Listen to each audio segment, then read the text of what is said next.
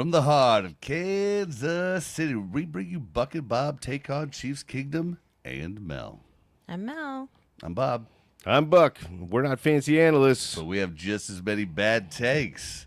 All right, guys, we got our first win under our belt and feeling good. Feeling good. There's a lot to talk about. There's some bad, there's some good, but the win itself is the best news. Is the best news we could have 100%. had, and oh, I don't know about you guys, but I was nervous all day. I was kind of sick to my stomach at halftime, and then after halftime, we turned that shit on, and everything after that point almost made me feel really good about the future. But boy, before the first half, let's be honest, we should have blown them out. We should have blown them out. So in the first half, we weren't bad. We just weren't finishing drives. And our defense played pretty decent at times and then pretty poorly at times. And the timing was bad enough that the game was close in the first half. And then in the second half, I agree, things were a lot better. There were still some issues in the second half too. I mean, but I think that the second half, the Chiefs were able to put it out of reach where it wasn't really that much of a game. I mean, it was until, maybe 4 minutes left. But I mean, I didn't really have that feeling that Russell Wilson was going to lead that team down the field and score in a hurry. I feel like if you get Russell Wilson behind, he doesn't have the oomph that he did last week, right? And I think the first half I was nervous. I guess because I was nervous all day, like Bob said.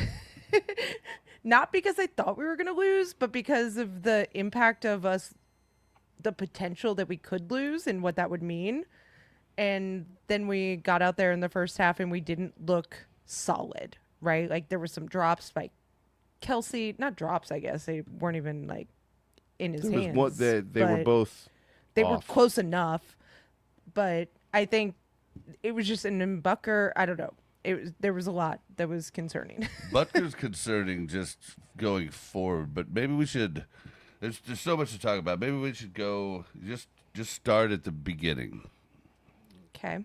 The very first possession of the game was the Giants on offense and the Chiefs on defense. And the run D looked like crap. It looked horrible. But Defense in general looked bad. that first drive, like the whole drive, got stopped when they went for a 4th and 3. Yes. So they didn't get any points. And at the time, I was like, what are they doing? All of like, us were, Are yeah. you serious? And then we found out that their kicker had Yeah, we were so confused. injured himself pre-game warm-ups, which is like the worst timing for a kicker to injure himself because there's no backup kicker. Well, for anybody to injure themselves. It's a Yeah. horrible time. But every other position, you have a backup. But in this instance where everything else was kind of going bad in the first quarter, Juju stepped up here in the first quarter. This was a tale of quarters, and different people stepped up in different quarters. Juju stepped up, and Bolton stepped up in the first quarter. Juju was catching passes. Bolton was making stops, dude. Bolton was making stops. Looked really, really good, and it was the beginning of many. The officiating in this game was just absolutely horrid on both sides of the ball, but the Chiefs got the brunt of it. The first one that I caught note of was a completely missed pass interference call from Phillips, I think his name was, or Phillip. His last name was either Phillips or Phillip. A blatant pull on the back of the jersey right before the catch. Yeah. They missed it. I remember that. Yeah, but I mean, Juju was hot, Yeah, he was. and Bolton was hot, but it was a pretty lackluster quarter, if I'm being honest. Do you guys have anything on that quarter? Because I mean, that quarter was literally a snooze fest. The first quarter? Yeah. I think okay. So after that first defensive possession, where the Chiefs just looked really weak, and then failed, and then were able to hold tight on the fourth down, and then the next defensive possession, they really kind of tightened up, and that was a 4th and 6, I think play, and then they stopped them too for on that one. So I think the defense was kind of starting to get into a groove a little bit in the first quarter. Maybe. And I can't remember, was the backwards passes in the first quarter or the second quarter? I think there I'm was. pretty sure there were both. Yeah, I think there was one in each. Because Yeah. Witchy had a lot to say about that. Yeah. Well, so the first one I feel like was Pacheco's fault. Like not the backward pass, but the actual like Pacheco like getting up and like Okay. throwing it on the ground. It was the start of the second then, because I have that note down. Pacheco, don't be throwing the ball, dude. Like, come on. I don't care if your family's there. Don't be making us look bad like that. Like, come Yeah. on. Yeah. Like Agreed. keep your composure, and that could have been really bad. That could have been a turnover right there. And I still think they placed it on the 18 and didn't really talk about that. I swear to God, the guy that actually finally had the ball that picked it up was on the lead. I think they counted Pacheco down because he was on his knee. Oh, it wasn't But he was on the standing 18. up. It was 2nd and 18 Yeah, or it was 13 second and and 18. Yeah, but like yeah. it should have been like 12. like Because second. he and was 12. only like 2 yards, maybe 3 yards behind the line of scrimmage. Yeah, that was really weird. Unless I was missing something and they were already behind. Well, all I could think of But was I don't that, think like, so. With a knee on the ground, that's saying that you're giving the ball up. But like, if he picks it up while his knee's on the ground, does that just mean you down the ball? Like, No, I don't it know how that. doesn't. I don't know how that works. It definitely doesn't. I don't know. But yeah, the backwards passes. Why were we doing that? And Well, I think the second one was a defensive, like the defense blew up the offensive line. I think it was Pacheco that was the receiver on that one too. I think he was supposed to kind of do one of those like small curves out and then kind of head back towards the line of scrimmage, and that throw wasn't supposed to be made for another second and a half. But the defensive line got through, and he was just throwing it out there for hopefully Pacheco to do something spectacular. But for him to throw it backwards, I feel like that was such a short-sighted mistake on Mahomes' part, especially the second after it happened the first time. For him to do it again, that's just not the kind of mistake that you're accustomed to seeing Mahomes make under it's a- pressure. Yeah, like why is he even looking backwards when he's scrambling? Like, Well, that was his intended receiver, so he knew that he was going to be running out there. I'm just saying. we have to, since we're talking about, we're going to go back to some other stuff a little earlier in the second, but we're talking about the backwards passes. So let's talk about the Mahomes magic backwards pass. And it wasn't the backwards pass that was magic. It was the fact that the backwards pass gets taken, Oh my God. controlled Oh by my the other God. team, and then Mahomes literally comes over and goes, "Give me my ball. I'm Yeah. taking my ball and I'm going Yeah. home. You cannot Yeah. have my ball." It Thank you for literally- picking that up off the That ground was- for me. That was the the quarterback second takes one. the ball from his hands. Yeah, it was. That the was second the one. Yeah. second one because I feel like Mahomes was like, I already fucked this up once, Hey. and I can't do that again. No more Fs. I'm sorry.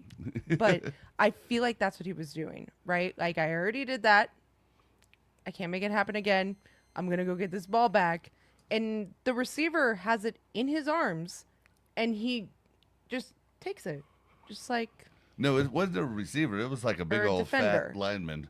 Like it was Yeah, it was. Bill- I think it was a lineman or a had to be linebacker. It was a bigger If guy. it was a linebacker, that was a big linebacker. Well, there are some big linebackers. I mean, not that big. You know, like they don't normally have bellies. Like, but see, he just took it from him. He did. And it Straight took it reminded from me. him. It was just like, And he you could didn't- not have my lunch. He didn't like come at him from the front either. He was kind of running like almost from behind him and came up from underneath his arms, so the guy wouldn't even know he was there, and he was just like, "That's mine." I'm going to take it. Yep. Thank you. Yeah. Oh, it was. Thank you for holding that for me. I will was- take it back now.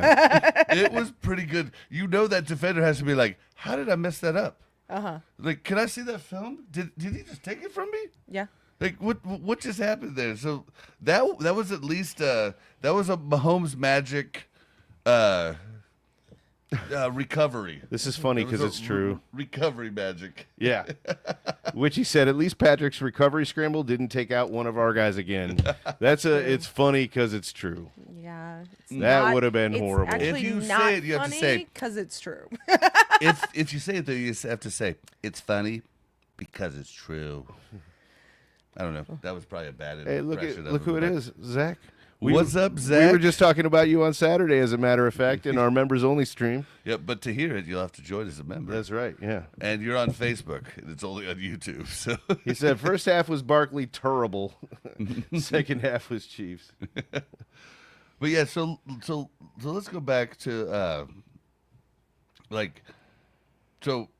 just I've got so many notes on different like non-call penalties, and we were getting hit with penalties nonstop. Like, how many penalties do we even have? I think it was absurd, the amount, and they just weren't calling penalties. And I don't want to harp on this for long because I hate talking about penalties. I hate I it, know. but it was so the officiating was blatant so tonight. bad, and yeah, it was I just think it was bad on both sides, to be honest. I feel like we notice ours. no, more. yeah. Regular fans do that. I don't know about you. I don't. Yeah, I I mean, hate- I saw Juwan Taylor false start twice and not get called for Yes. it. I mean, we You had know, we called but, those out. Like, I saw way more of the other team. we had 8 penalties for 85 yards, and they had 7 for 82. Oh, they must have stacked. Wow. They must have stacked those up at the end. Damn. I mean, I guess that was I feel kind of like an karma in the world. kind of an setting ass things right. for even saying that. Now it was very even. I No, mean, it- to be fair, They did wasn't, have a though. few at They- the end. they had If one. it was right, it should have been 15 Giants, 10 Chiefs. To be fair, Like, they had one that was like a 60-yard pass interference penalty. Yep. Remember? Mm-hmm. So like, that does take Which- like what an 60 idiot! of their At the 80 end of the yards. second quarter, I think it was at the end of the second quarter. What an I idiot! love him. I think we should. No, um, okay. no, so, I'm saying I love that Giants player. I know, but think like, we should. let's talk throw about him a how party. how dumb he was. Like, I said it as soon as he did it. I was like, "Well, dude, if he just let him catch it, then we wouldn't have been able to spike the ball, and the half is over." And then Buck goes, "I don't even think he was going to catch it." If you watch that ball in the air, it was like waddling like a duck and just kind of going back and forth. It was a lame duck pass. His arm might have been touched as he was throwing it. I mean, it was in the area. I think if he didn't have a defender there, he would have had time to adjust. But watching the play live and then with the replays, I don't think he would have caught it. I really don't. I think that was just a boneheaded play by that defensive back. Yeah, I think he Yep. was trying Zach, to save the TD. I just said that. I think he was trying to save the TD, and he did what he thought he could get away with, and he erred. Yep. Yeah, Zach, I just said there was no calls against us, but I know Juwan Taylor had at least 2 false starts that I saw that weren't called. So I was pointing out that it wasn't, it was just bad officiating. But I just saw way more penalties not called on the Giants than not called on the Chiefs. But yeah, that, like, there was, where was it going? There was something else I was wanting to say about. Nope, I lost it. Yeah, it was something about. It was something. Which about you the said, Mel penalties. needs to go brush her teeth after saying that. What did I say? I think it was when you said the bad word. Oh, I'm sorry. So sorry. No, we're just trying to do it for the algorithm. So, like, It's all right. help us out. You proper. You only bring me on once a week. All right, so sifting nuggets. I'm so over JT. Yeah, us too. Okay, Us too. so there's a reason that he's playing. Because the Chiefs believe he's the best option. So do we want to see the other options? I think most fans at this point want to see the other option. I don't know that they're playing him because he's the best option. I think they're playing him because Jalen Moore is not what's it called when an employee goes to the place where they're just no longer going. insubordinate. Like Jalen Moore's not insubordinate because we have him backing up the line. Not yeah, Jalen Moore. Mm-hmm. Juwan Taylor, I think if he got benched, might become Insubordinate, insubordinate and okay. not want to be that team player. I don't know. This is a guess. I don't. This is speculation completely. No idea if that's the case, but that's what it seems like to me. It could just be that Andy Reid is he's really, he gives people more chances than they deserve. Could be that. And it could be that what you're saying, he's just the best option. And that could be, he's a good tackle. He just makes so many mistakes, and so like, Do you He doesn't make a lot of different mistakes. He makes the same mistake over and over and over Well, he and made over and extra over and ones. over again. What did he do tonight? He had a weird penalty tonight. It was I have it in my notes. Hold on. Yeah, it was some weird penalty, but I meant to circle it, but now I can't find it. But yeah, yeah, the Rundy, Illegal continued. formation penalty. Yeah. That's Yeah. not Lining weird. up back behind. He's it's done because that. he was. That's my point. Yeah. He's doing it over and over. It's the Well, same and when it he's was- lining up too far back because he wants Yeah. to start. And it was called on the same play that Mahomes had scrambled and run and gotten a first down and gotten hit. Like, it's just like Yeah, lots I of our will penalties say, really negated a lot he of yards. definitely doesn't he doesn't have as many penalties now as he used to. Like, we have to give him that credit. I don't know the stats on that, but every time I hear the name Taylor, even if it's just one penalty in a game, I'm like, Gah!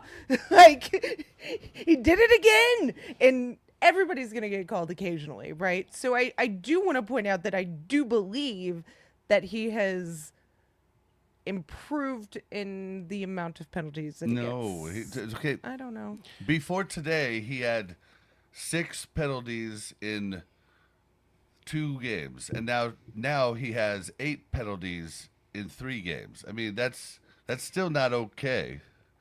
All right. Like, Yeah, that's fair. that's still. I mean, he's So we wanna see stacking us Jalen up Moore as over one there of the most penalized people in the NFL. So it's still not good. Yeah. And All right. he I tried. I mean, I he's- tried. He's making rookie mistakes when he's been here for a long time. Like that's the problem. So if you think, and you said it's just speculation, but if you think that the whole how's he going to act once he loses his job, his morale, if you're the coach, do you say, you know what, at this point, let's go ahead and try Jalen Moore?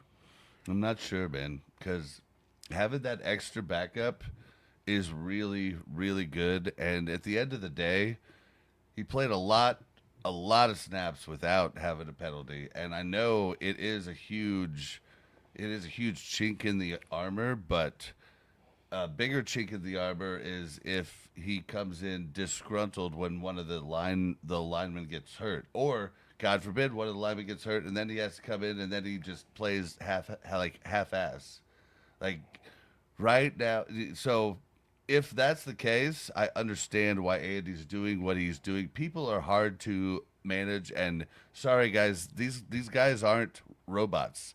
They aren't AI. You can just tell them to do something. The mental is probably one of, if not the biggest part of the game and in coaching. And handling that mental is absurdly hard with guys with egos the size of a train. Like but do these you guys think have placating- been the best ever their entire lives. They don't handle adversity well. Do you think he's usually. handling being the most penalized player in the NFL well? Because I don't. If he was handling it well, he would have done more to change that. Here's right? what I think. I think that him being a good right tackle is contingent on him getting a quick release and getting in position as quick as possible. If he's not getting these penalties, it's because he's closer up to the line, and now he's not as good of a right tackle. And I think he's got more fear in his heart of being called a bad tackle. a bad tackle, Yeah. then he is worried about a few penalties. Because, I mean, 2 penalties in the course of one game, I mean, it's, 4% of the plays, right? So it's not a whole lot of plays. Right. But if he's going to get away with, I guarantee you he got away with 1 or 2 of those tonight that didn't get called, and we weren't watching that because, like something else bad happened. I agree. I think that's how he knows how to play, and that's how he knows how to be good. And I think we would actually probably hate the alternative even more. Well, Zach's got a good point here. He said, all right, so let's try out more. More sucks, we switch back. Lesson learned? I mean, yeah. It doesn't hurt to give him a try. I mean, I would switch out more, but you gave the situation where if I'm right about my guess and why Andy's not swapping them out, Then they're screwed. yeah, like that's. But yeah, I would put more in if it were me. But real quickly, going back here to Witchy, the issue is inconsistency of officiating overall, and we saw this across the league. We saw the Eagles today do more illegal tush pushes, get touchdowns on them. I mean, they wouldn't have beat the Rams had they not done illegal tush pushes. We also saw them do a 4th and 1 that wasn't a tush push, and they did good at it. So maybe like do a real man play, like do a real football play more often, and you'll probably be better. And you won't get made fun of, and we won't look at you like you're the pansies of the league. But We they also- literally did this, and then we watched. We heard that they were going to crack down on the false starts. Then we watched, what was the team? New we Orleans. watched? I'm pretty sure it was New Orleans. New Orleans. Try the tush push. Yeah, and they did got it. and they got called. Okay, so Imagine that. So here's the thing. When you're watching the replay of the New Orleans play, they were attempting the tush push as a legal play where they snap the ball first and then everybody moves. That's how they were attempting to execute that play. Now, not having the practice that the Eagles have had over the years, they weren't able to do it, and they did have a legitimate false start that was blatantly obvious by the naked eye because it's not something that they practice. I firmly believe that the Eagles practice the tush push as a way of the only thing they're practicing on the tush push is the timing of the snap to the guys, the other offensive linemen taking off past the ball to make it such a fast. The whole thing goes off so quickly that it's impossible, nearly impossible for the refs to see it with their naked eye, and they're so good at that. It has nothing to do with the execution of the play. It's all about the execution of the snap. And at that point, they've got momentum. If the refs don't call it, which they almost never do on the Eagles, I don't know that they've ever had one called, but it is becoming, especially over the last 2 weeks, it's becoming blatantly obvious that this is what's happening. So it's simple. Super simple what they do. We do the same thing we do with the 2-minute warning. Any tush push is automatically reviewed upstairs before we move on and place the ball. God. Easy peasy, lemon It doesn't squeezy, take long either. Job done. It's just the literally initial takes a snap of the ball. second. Yeah. It's the snap of the ball. That's all we're looking at. Yeah, But and why- every player on the field is already on their ass touching tushies, so like all it takes is just a Now couple seconds going upstairs and up, they fall started, moving back 5 yards. Now, not only Bada bing, are the bada boom, Eagles done. cheaters, they're also making this game suck more because they're making the refs stop the game all the time for this stupid play. I guess my devil's advocate there would be, why are you just going to review tush push plays and not every play? Because there's false starts on every play, like we saw with Jawan Taylor today, that didn't get called. That's true, but most of the time they don't have such impact on the game as fair. the tush push does. Well, or they're not as impactful on the play, potentially. Yeah. But Plus, it's not an intentional thing. I mean, if the over the refs years, can't do it, they've talked about their 50 yards back. If the refs can't do it, then it just needs to be reviewed after every play. Boom, done. Like I don't understand why that doesn't happen more often. If somebody sees something upstairs, call down to the ref and call a late flag because they're not going. They actually do that kind of thing already. So Sometimes, every no, I mean, so every turnover, every specific kind of play that has some kind of turnover in it, they're going to review. Well, every time that they see a tush push, they're going to review. I mean, it's something that they know the naked eye can't always catch everything on a turnover, and so that's why they just started reviewing it every single one. I don't remember when they did that, maybe 10, 15 years ago. I don't think they reviewed every No, one. it wasn't that. Not yeah, every turn. Maybe not even that long ago. no, Yeah. it was I thought like- it was every touchdown, not every turnover. Oh, it's every turnover. It might be every touchdown also. I think it is actually. Yeah, but it's been recently. You just they don't talk about it every time on the broadcast, but it's always going up. Like it's always.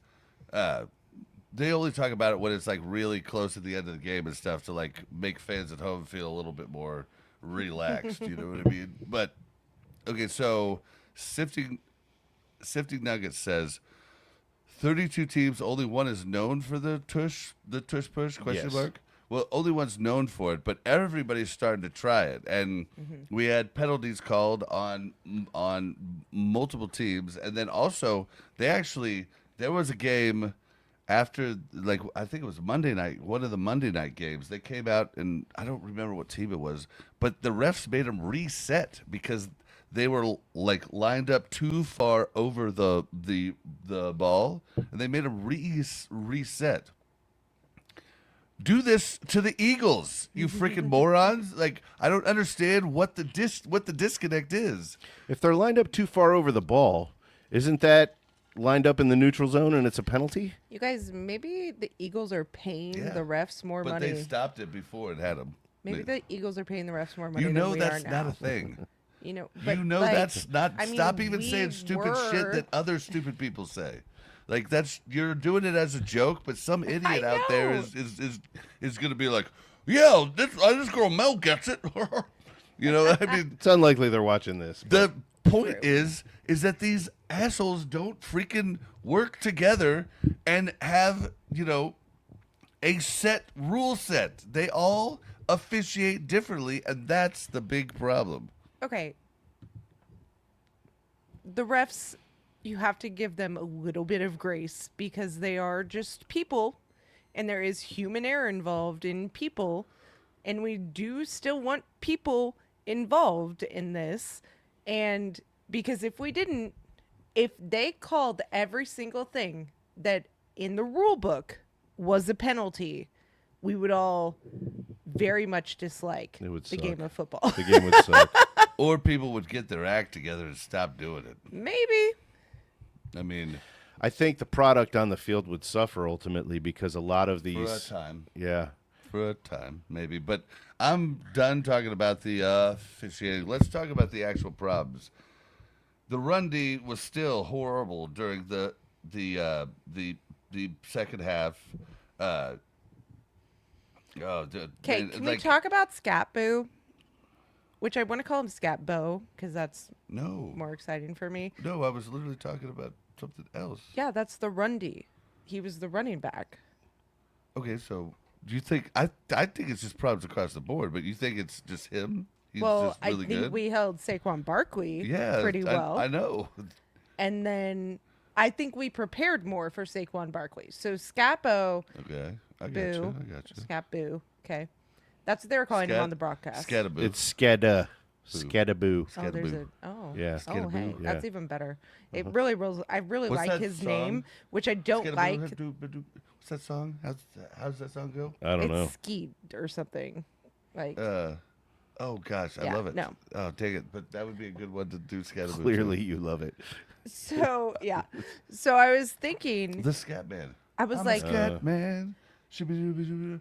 I'm a skibby-doo man. Okay. Sorry. So I Never was mind. thinking, I was like, man, has this guy been blowing up?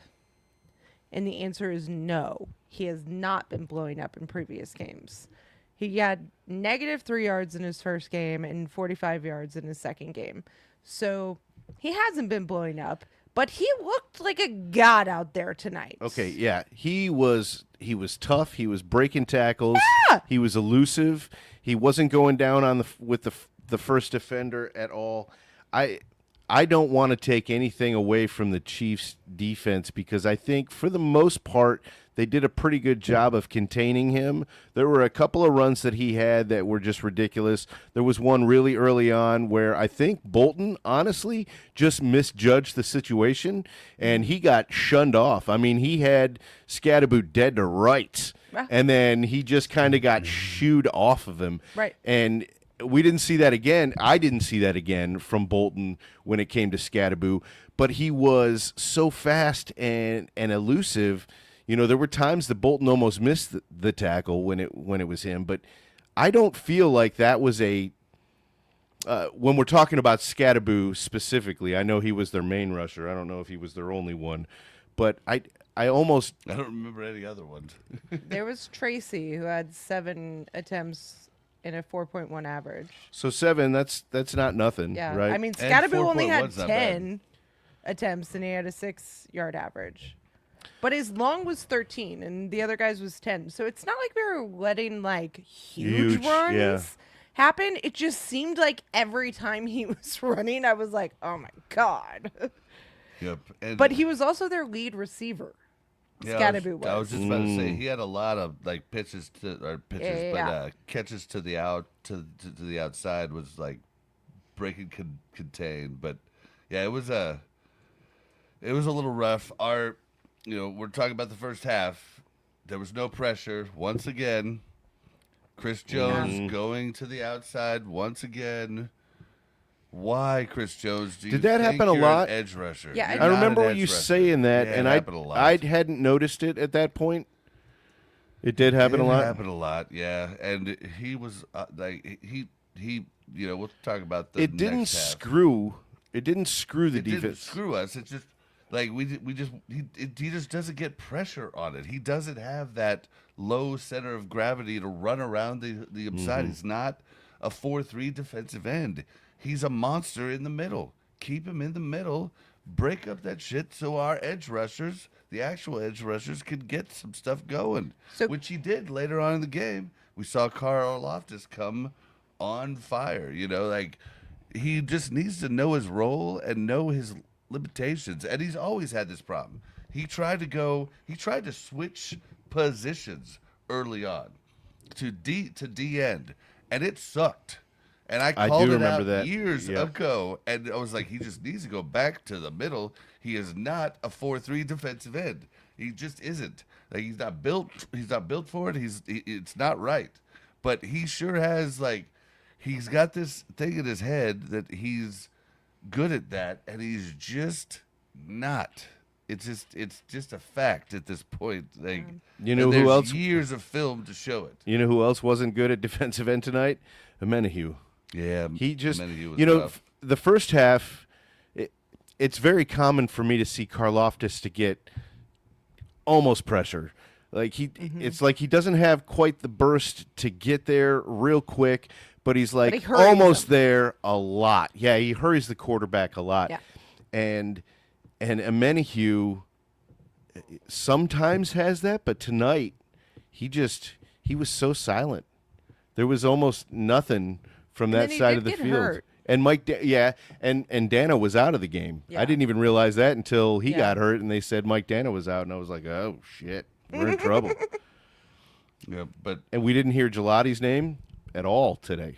yeah, True. but let's move on to. There's still some things to kind of go over in the first half, but it's kind of an overall thing. Things like Butker and stuff. We'll talk about that. But let's move on to the second half because we came alive in the second half. Oh, 100%. The rhythm was so much better. And we got a TD, the first drive out of the second half, which I think just helped continue that rhythm, right? Now, one thing that we talked about during the game was that the running game, I feel like we either overcommit to the run or completely disregard the run, right?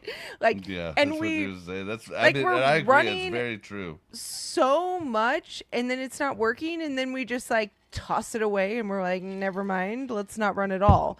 And Like, haha, fooled you. we need some sort of balance here because running on first and second down and then passing is not going to fool anybody. Like, everybody's going to pick up on that little trend you got going on there.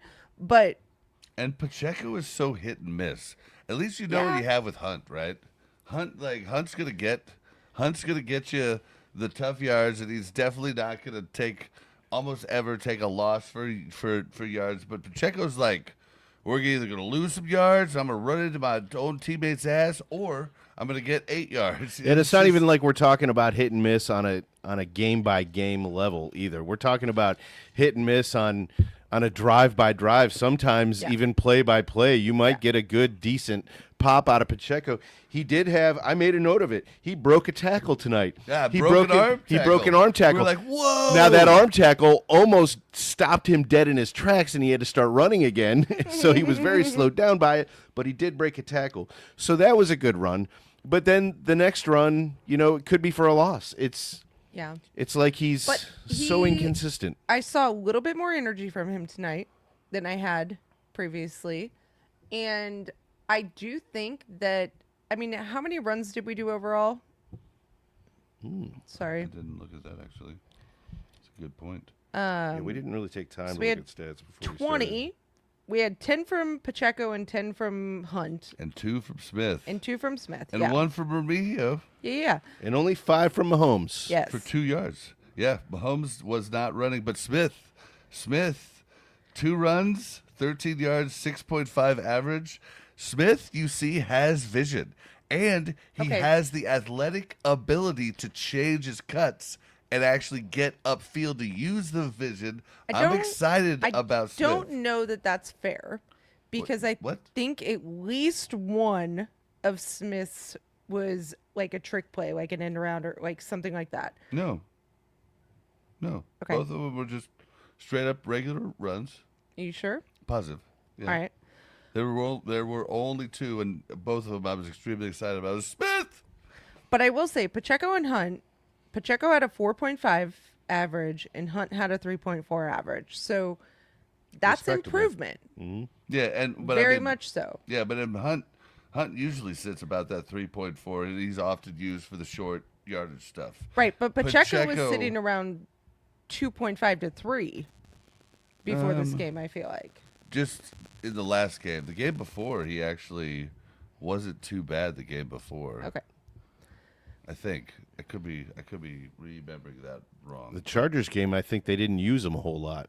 Yeah, we didn't run. He had the one good run to start the game. It was like 8 yards, and then he was really quiet. Yeah. But I feel like we came out of the half, and I don't know what they said to everybody at the half, because we came out with a fury. And really, I think going down and getting a TD reinvigorated the offense. And they were like, we can do this.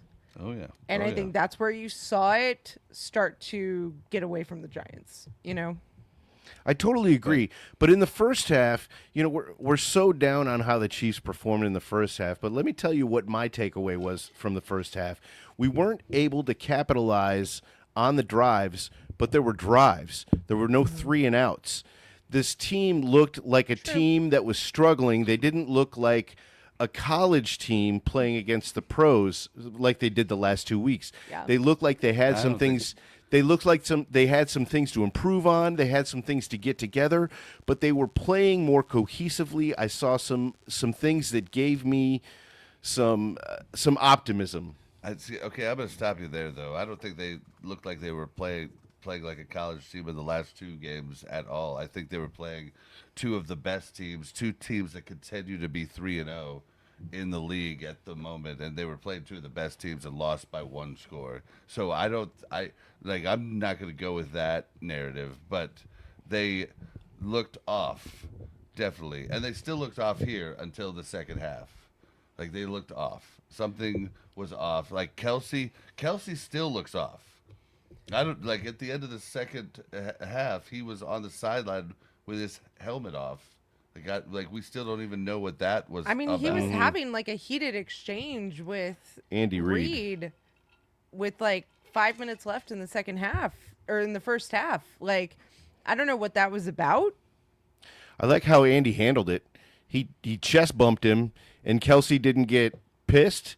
He didn't look insulted. He didn't back away, but he looked like Andy was like, hey, know your role. And Kelsey was like, gotcha, coach. I'll know my role. I'm going to say a few things as I walk away here, but I got you. And and that's kind of how he handled it. I was pleasantly surprised with how that ended. But I think Reed got his point across. Well, the most exciting part was the fourth quarter where we just played ball. And Thornton was catching stuff all over the place and like almost catching stuff all over the place and Almost catching stuff. Oh, that was so close. It was so good, dude. It was so good. And Patrick was just like, F it. Here we go. And the Like, next it one was reminded me of him early days, like just trusting in his receivers and I will loved it. say Mahomes in general, much less happy feet tonight.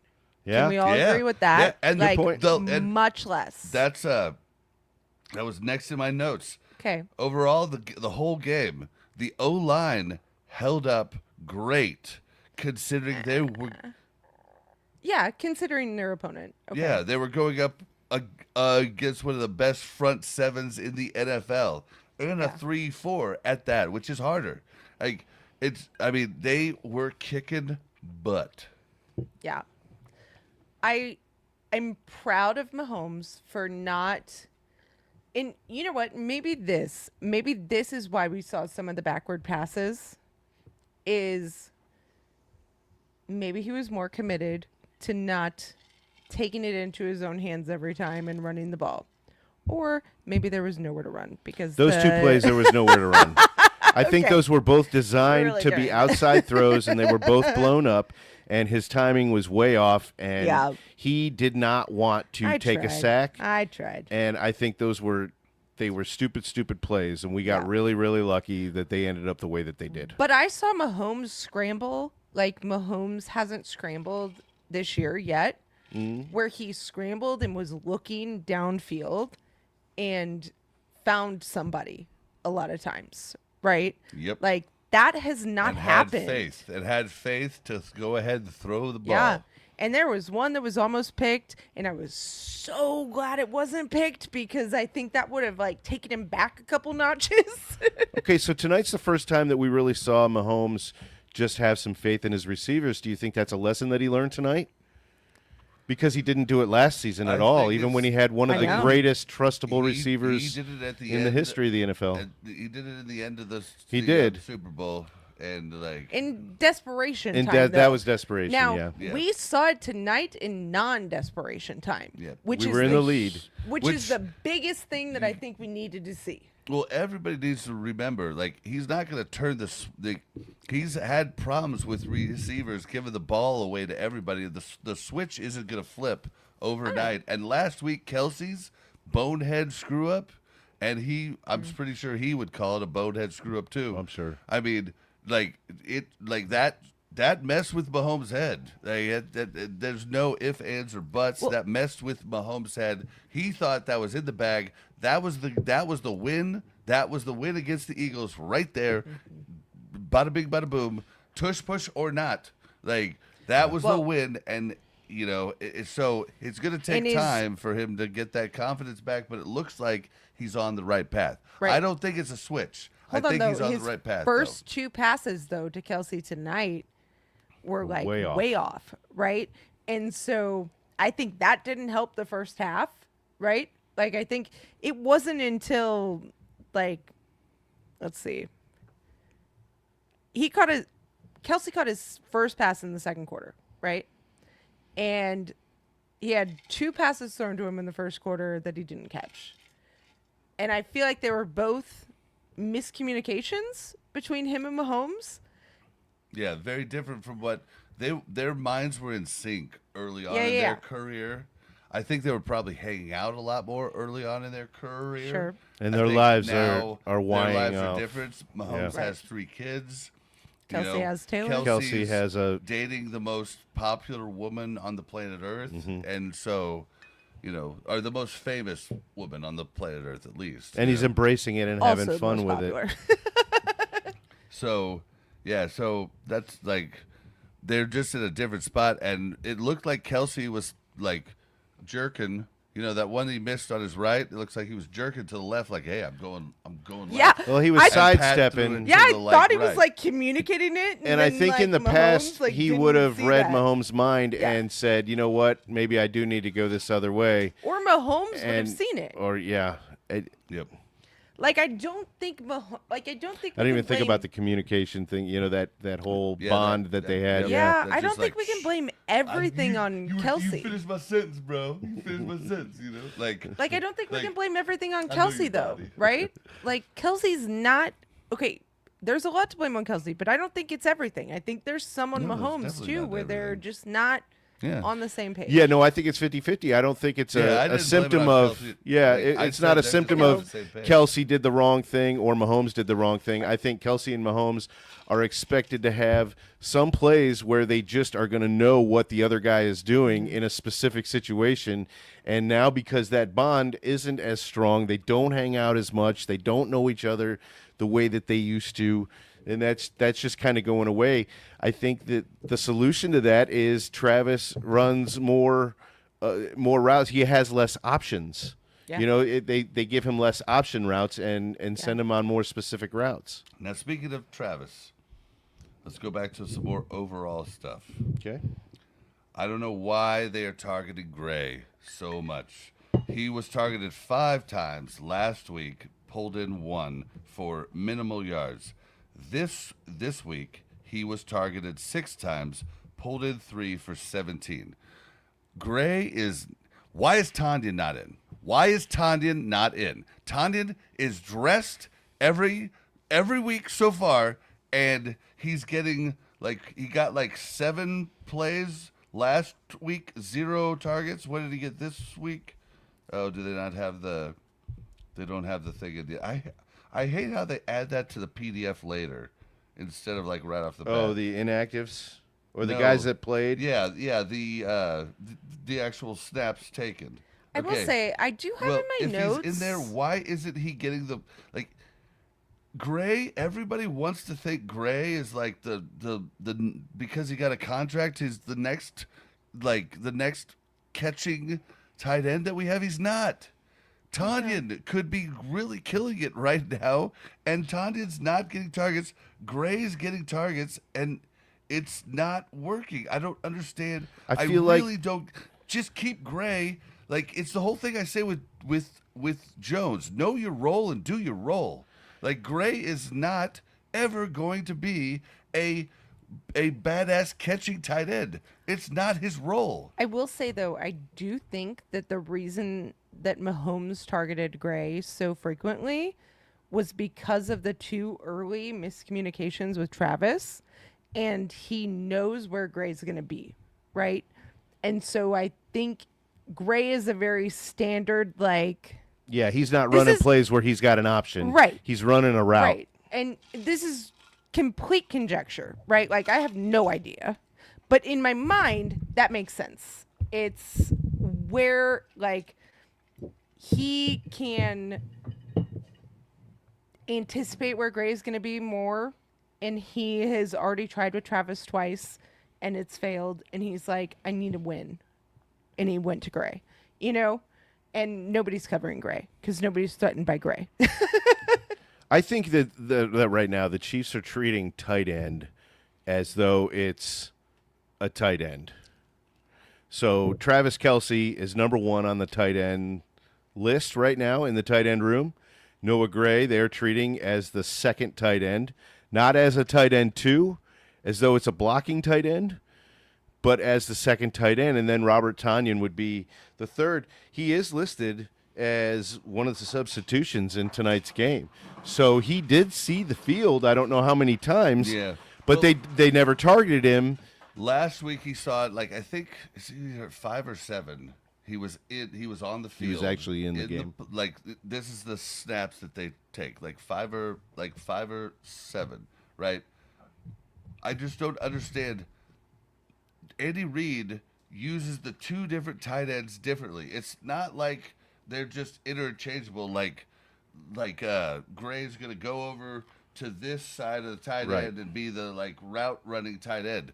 Gray does a whole lot of shit that Tanyan can't do. Tanyan is just like Kelsey, a receiver in that tight end body. Like that's what Tanyan is. Gray is so much more than that. Gray is a blocker, a picker, he's the guy that does the dirty work. These are the guys that you'll never hear about, but they're so important to teams. So stop trying to freaking push him the ball. He's not that guy.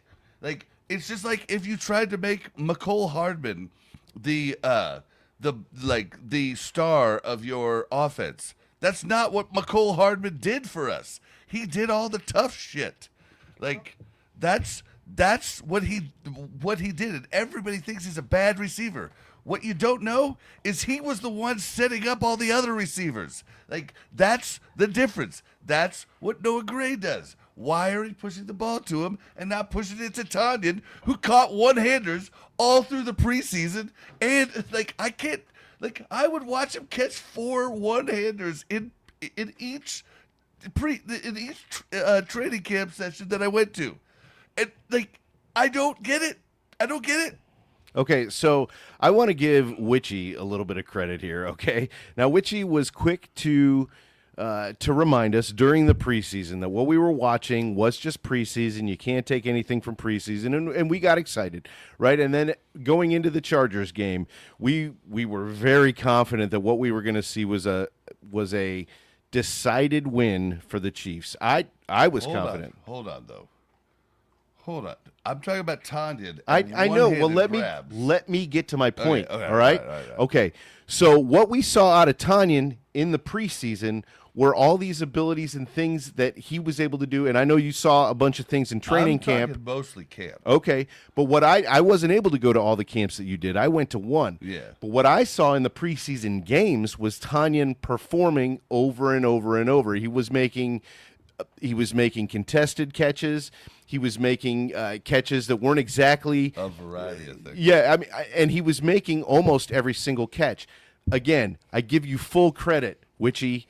I do admit that you can't tell what you're going to get from a guy out of what you see in a preseason game. But what I could tell was that Tanyan does have the ability to catch those balls, but you have to give him an opportunity in a regular season game to fail before the. I can't imagine that they think that Gray is a better receiving tight end than Bobby Tanyan after what they saw in the preseason and in training camp. Yeah, and that's hard. And my whole point is just the physical skills there. You know, yes, you can't take preseason games or even camp. Like there's camp badasses. Like I think of what's his name, the receiver that asked to be released during camp. Justin Ross. You know, he was a camp amazing guy, doing all kinds of stuff, catching one-handers. But you know what he wasn't doing? Catching 4 one-handers in each camp. I mean, I'm telling you, like nobody else was doing. Tyquan Thornton was the only other amazing dude in camp. Everybody else, like Jalen Royals, caught everything. Like he was catching everything, but he wasn't catching it like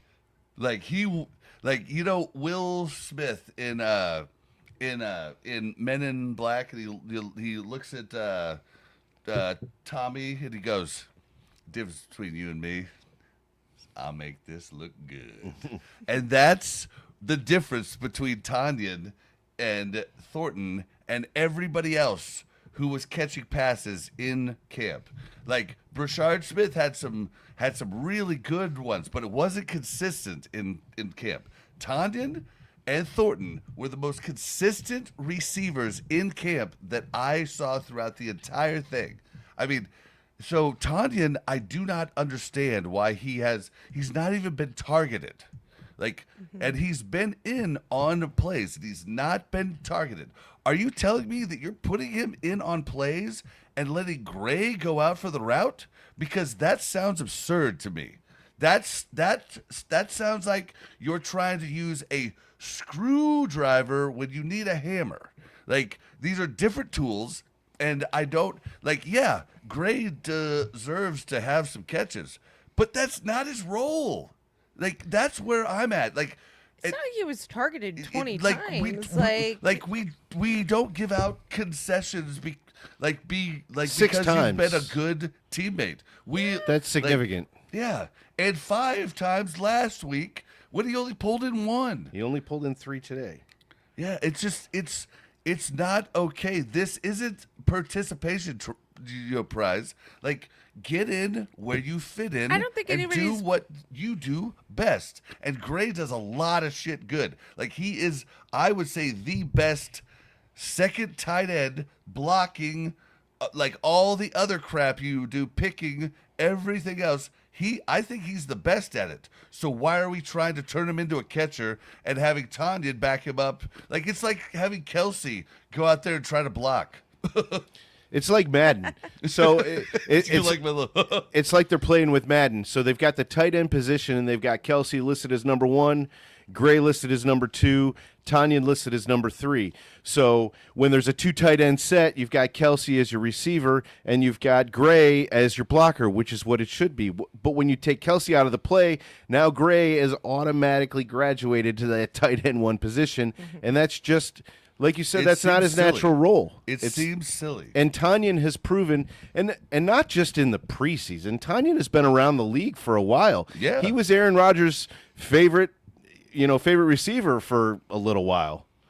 I wonder though, like Mahomes has had so many communication issues with like Kelsey and other receivers.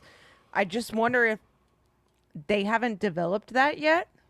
I think they're too kind to their players. I'll be honest. Like, I think other teams are they're tough, but I've talked to like coaching staffs and stuff, and they truly care about these players and want them to Yeah. have stuff, and I get that. But like, They want them to have a healthy life after the NFL too, yeah, but not just for what they can do for the team. but like they care too much, which is kind of a good thing in a way and a bad thing in a way. And it's a bad thing in a way in the sense that I just don't think, and I'm sorry, I just don't think Gray is a receiving tight end. I just don't think he is, and I think he is one of the best like tool tight ends. I mean, he played fullback for us for 2 seasons. Like, he is so much more worthwhile doing the other stuff, and it sucks for him, and it sucks for players like that. And Juju went off tonight, but normally Juju does the dirty work, and he's fine knowing that. But the problem is that the fans have no clue who the dirty work people are, because you have to study to see that. I didn't know who the dirty work people were. I had no clue until we started this podcast, and I was forced to do, 40 hours of research a week to like really understand what's going on, because I didn't want to come out, because everything I say goes on the internet, and I've had plenty of dumb shit that I've said come out. So I keep learning and trying to do better the next time. And the more that I learn is there are so many unsung heroes in the NFL that make these great players look amazing, and you'll never even know they existed. And that sucks. It is a true team game. I mean, Yeah. It's the best team game that's ever been made, and that's why it sucks for the players that have to do that. But their teammates know what they did, and they tried. They have their own platforms now, and they can talk about it. Like the Kelseys do it pretty good on New Heights, talking about the dirty work. But like, so many people go unnoticed because they have no idea what they sacrificed to make people look good. Like Justin I mean, Jason Watson. Kelsey. I Jason gave him Kelsey shit. was one of the biggest things for offensive line that ever happened, right? Because literally nobody knew an offensive line person's name before Jason Kelsey became popular, right? I mean, I mean, not nobody. Jason Kelsey's taking it to another level, but Yeah, I, that's what I'm saying. I have to give it. I hate the dude, but like Mark Schlereth, is that his name from the Yes. the Broncos? Like I hate you, dude, but he helped do that too. You know, like Fair. there has been people that have helped, but no one even close to what Jason Kelsey's done for the offensive line. Yeah. And they're, because that's a whole, that's even, so like now we're past that, right? Like they were the ones that were forgotten, prior. But now, like, now we're all as as fans, and if you're here watching this podcast, you're probably one of those fans that are diving in deeper than anybody else. But the majority of people are never gonna understand what all these other guys do for the team, and it goes all the way down to special teams. And talking about special teams, holy blocked kicks, Batman! Oh my God! wait. What was up with this? Sorry, wait. Okay, I just Man, wanted to talk about this. I didn't Go wanna- ahead. Here. We You still go, haven't you talked go. about Yeah. covered everything in the Yep, Chiefs game yep. yet. We'll No, talk no. about it. We'll talk about it after this. Go. I just wanted to point out that my fantasy team is playing against Neighbors this week, and the Chiefs did a Nubbers? great job of holding down the fort and Did you not see those giving him double teams? any. Yeah, I Oh, saw. yeah. Like they were hyper focused on Neighbors, which is why I think Scatterboo got so much, which is fair because Neighbors was the bigger threat. But I mean, it was like late third quarter, I think, before Neighbors got even a catch. And what did he end with? Do you have it pulled up?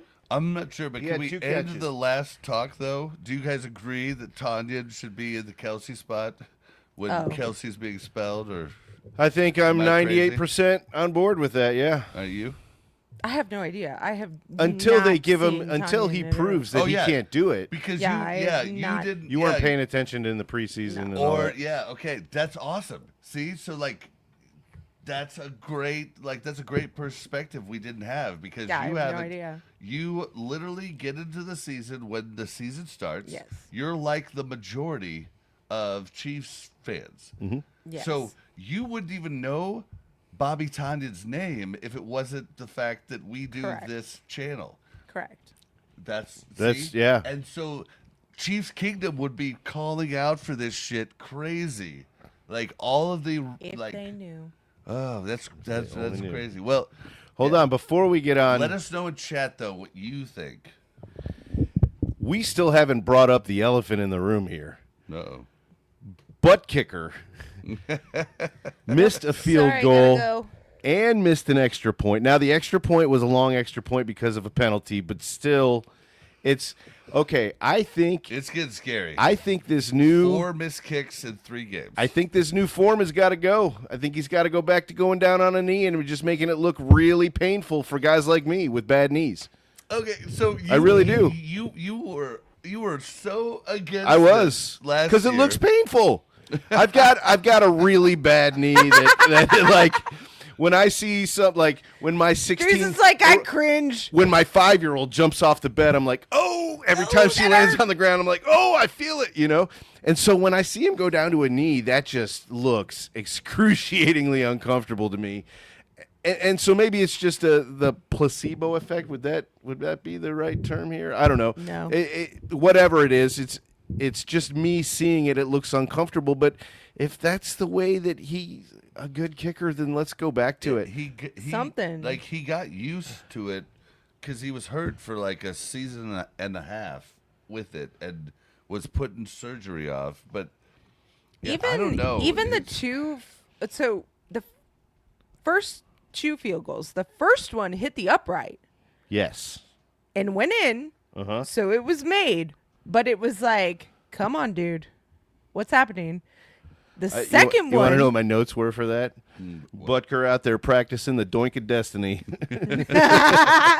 Yep. The second one he made, The third one he missed. So the first one was doinked off of the left upright. Uh-huh. The second one he made. The third one was far right. So I don't know what he's. Yeah, he's it's just not like I know exactly overcorrecting. what he's doing. He's got the yips. No, I know exactly what he's doing. Anybody who's ever played golf, so I go out, my first hit, I slice the shit out of it. Anybody that doesn't know what a slice is, it goes to the right. And then I take my Oh, his breakfast went to the ball left. and I hook the shit out of it. Anybody who doesn't know what a hook is, that's to the left. That's what the broadcasters were saying. He has a natural hook. It'd be nice if they told you that's to the left. But so yeah, so it's overcompensating, and it happens to every golfer who's ever existed. Okay. It's the worst. Well, he's and it is overcompensating. professional NFL kicker who has done this for a long time with a lot of success. So can we stop overcompensating? And Easier said than done, I think. What? Okay, is it? I've heard MetLife has weird spurling because Winds? Yeah, because of the city it's in, and like I've heard the winds yeah, but he missed spin and like spurl two like crazy. in the 2 games prior too. I know. I'm just trying to. I'm just trying I to know. say, like, have we played a game in a dome yet? No, we haven't. We played in Brazil. We played at home, and we played at MetLife. We haven't played the dome yet. I don't think Bucker misses kicks in domes, but That's in not helpful. Yeah, it's We don't play in I'm enough saying, domes. It Yeah. seems, And I'm pretty it sure the seems Super Bow's like- not in a dome. Yes, it Yeah, is. Is it? Always. Okay. Every time. Is it? Yeah, Always. almost. Unless it's in Miami. Damn it, that would have been a really cool point. So That's close. why we haven't had a Jason. Super Bowl. That's why Okay. Clark Hunt wants the dome. So, okay, so humor me this. Next week comes. He misses another kick. Dude, his chat broke. I know. We haven't had a chat Yeah, like we half had an a hour chat almost. like forever. We Maybe got they don't 69 like your people takes. watching. 20 minutes. You guys hate us? Yeah, Sorry. that we So did- if he misses a sorry, kick guys. next week, do we start shopping around? I doubt it. Do you No. remember the year of missed point after attempts? It was like 2 years ago, wasn't it? I think No, it was. like Was it 3 3 No, years it- ago? four. yeah, it was like 3 or 4. He But only he missed was like, Three no, or he was- four. no, he's missing extra points all the time. yeah, it was legit. Is there stuff broke? I have We just not seen zero. chat? I have zero, like, I don't know, idea of the stats here. But I feel like it was at least 1 point after attempt almost every game. And he would make the 60-yard field goals and whatnot, right? Like, you give him a hard field goal, Refresh your- all good. But you give him a point after, nope. It was kind of a 50-50 he was- shot there. Yeah, it was literally like 50-50 on the point out. It's horrible. It was absolutely nuts. We're trying to chat. Hopefully, you guys haven't been chatting, and we're just not seeing it. But maybe you guys just nothing. haven't been chatting, because, yeah, That number updated. oh weird. Yeah, Okay. I don't know. So, can we talk about Thornton though? Because Thornton has been a bright spot to me. Because he has been our deep threat. He has done very well at being our deep threat, I think. I think he has Not just deep, dude. Thornton's yeah, the real deal, man. today though. Today was the first time I had seen him be something other than a deep threat. There we go. There we go. Travis Troutman, Chiefs. Yeah? LFG. You guys listening to me? Yes, Thornton. Own Yep, in. Yep. Oh, sorry. I think today is We're the- just happy chat's working. Yeah, okay. Because no one had chatted for like 20 minutes, so we were scared. Yeah, well, they just don't want to. They don't care. I think today is the first time we saw Thornton be anything other than a deep threat. He's had some shorter passes, like some out routes and some slants, but yeah, most of the time he was being used as the deep threat because he is good at it. Like, I mean, He is. his like range of catching is so much higher than the rest of the team. It's nuts. And I've been talking about him like I was wrong. Like I was wrong about him when we got him last year. I was so wrong. I was like, oh great, practice squad, and we brought him in. It was like I don't know, 3 weeks before the end of the season. I was like, okay, well, we talked about it in the podcast. We brought Thornton in. He's like the same guy that, he was taken with the same round that Sky Moore was. So that I don't know what that means, Well, but. we all expect a lot more. But then from at him. camp, I was just like, dude, this dude is freaking nuts, man. And when Rashee Rice and freaking Worthy are back on the field, Thornton is going to be a monster. Yeah, so I think so. This is a We good see a- good follow up question to what you Yeah, just said. yeah. It says, what will his role be when X and Rice get back? And I think it's a really good question because I think honestly he gets better. He's going to be the okay. So Because- sorry, you go. I didn't mean to interrupt sure? you. Yeah, So I think that he will do better because Rice and Worthy will Attract the attention. And guess who has the momentum with Mahomes at that point? Thornton, right? Like they've worked out all their woes. They've worked out everything. So he already kind of had that with Rice and Worthy. It's been a while. So, we'll see how that comes back. But he already has it with Thornton. So he's going to go to Thornton if Thornton's wide open. And Rice and Worthy are really good. So if they're wide open and nobody decides to defend them, he's going to go to them. And, I just think it's going to be glorious. I mean Thornton's going to be like Thornton and Worthy are going to trade off the X and Y receiver spots, and Rashee Rice is going to eat in the slot. Like it's gonna be monster, and it's gonna be really good. Yeah. When they come back, Thornton is gonna open up even more, and it's gonna be electric when that happens. And Do yes, you you're ever think right. we'll see that? Do you ever think that we will We'll see 'em all on actually the field. see all of our wide receivers I on mean, the field? Worthy scares At some point, me. it'll happen. Worthy Really? scares Do you me. think? I'm not saying this season. 'Cause- I'm just saying, for the last few years, I feel like we've just been like, once these people come back, once we get this, once we get that, and then somebody else goes down. And it's like, There he is. Group hug. Group hug. You're right, Brian. why are we group hugging?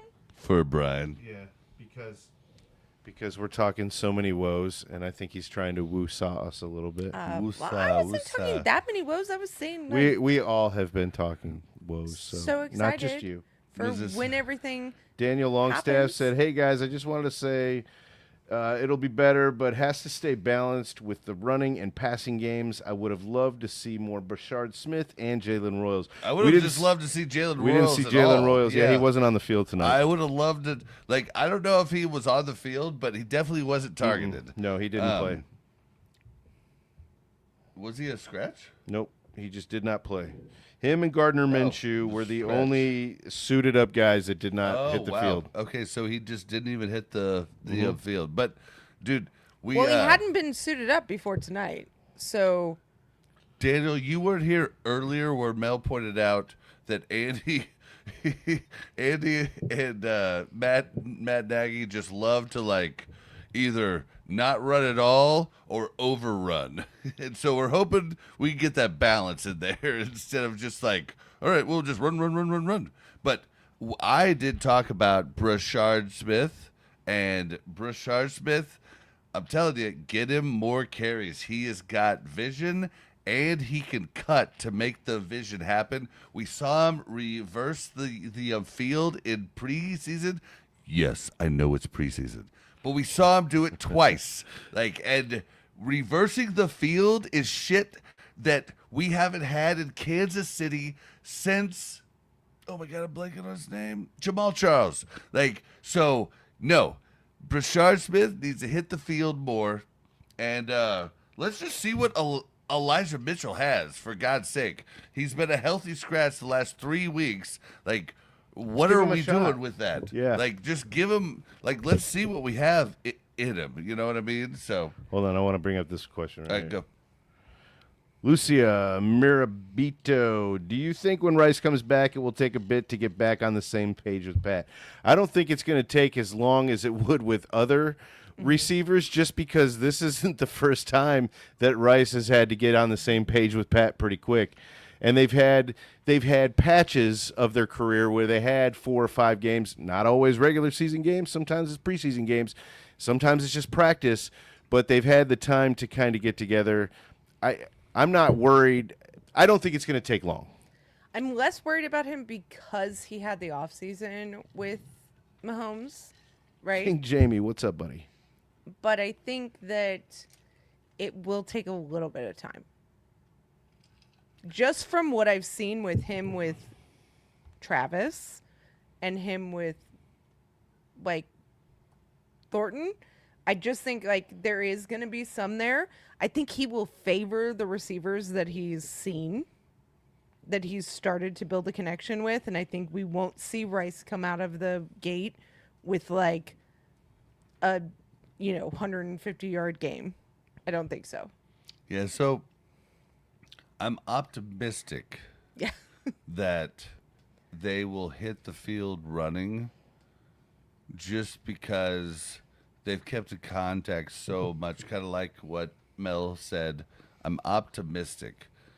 And I'm also optimistic just because, dude, he was on pace to be the best, if not a top 3 wide receiver in the league last year. When Mahomes took him out? Yeah, if you go by the stats, he was literally, we were playing some tough opponents, and he was getting open everywhere. It's almost like Travis Kelce, like, had already bestilled his entire book on him, and he just knew all of the bullshit shit that slow-ass Travis Kelce, because Travis Kelce has been slow his entire career, guys. It's not like he's It's not like he's Jeremy Shockey.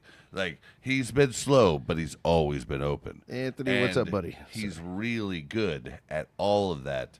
And I think Rashee Rice had just figured it out last year.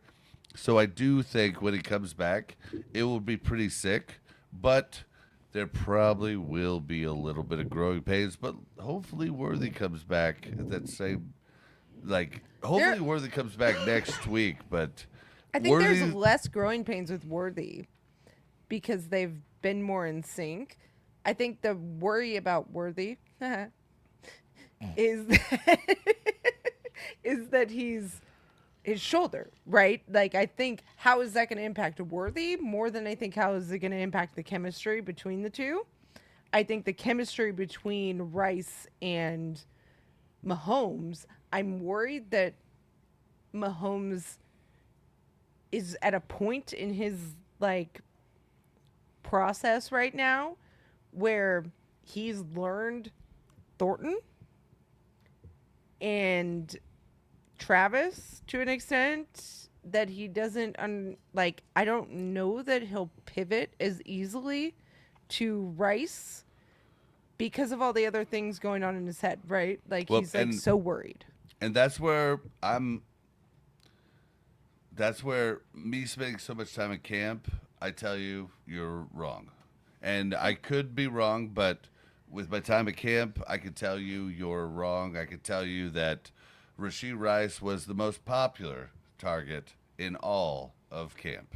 Of course he was. But I think you're not factoring in the fact that Mahomes was also a very calm and cool quarterback at camp. And he has not been a very calm and cool quarterback this season thus far. Tonight, he was much more calm. Threw 2 passes backward. Yeah, that's what I'm saying. He was much more calm. I think that was more tonight. The receivers were in the wrong spot. I disagree. I think he scrambled and he was freaking out because his receiver was supposed to be there and he was there, and the play but was he getting wasn't blown open up. And it was getting blown up and he was getting pressure and he was freaking out. And I could be okay.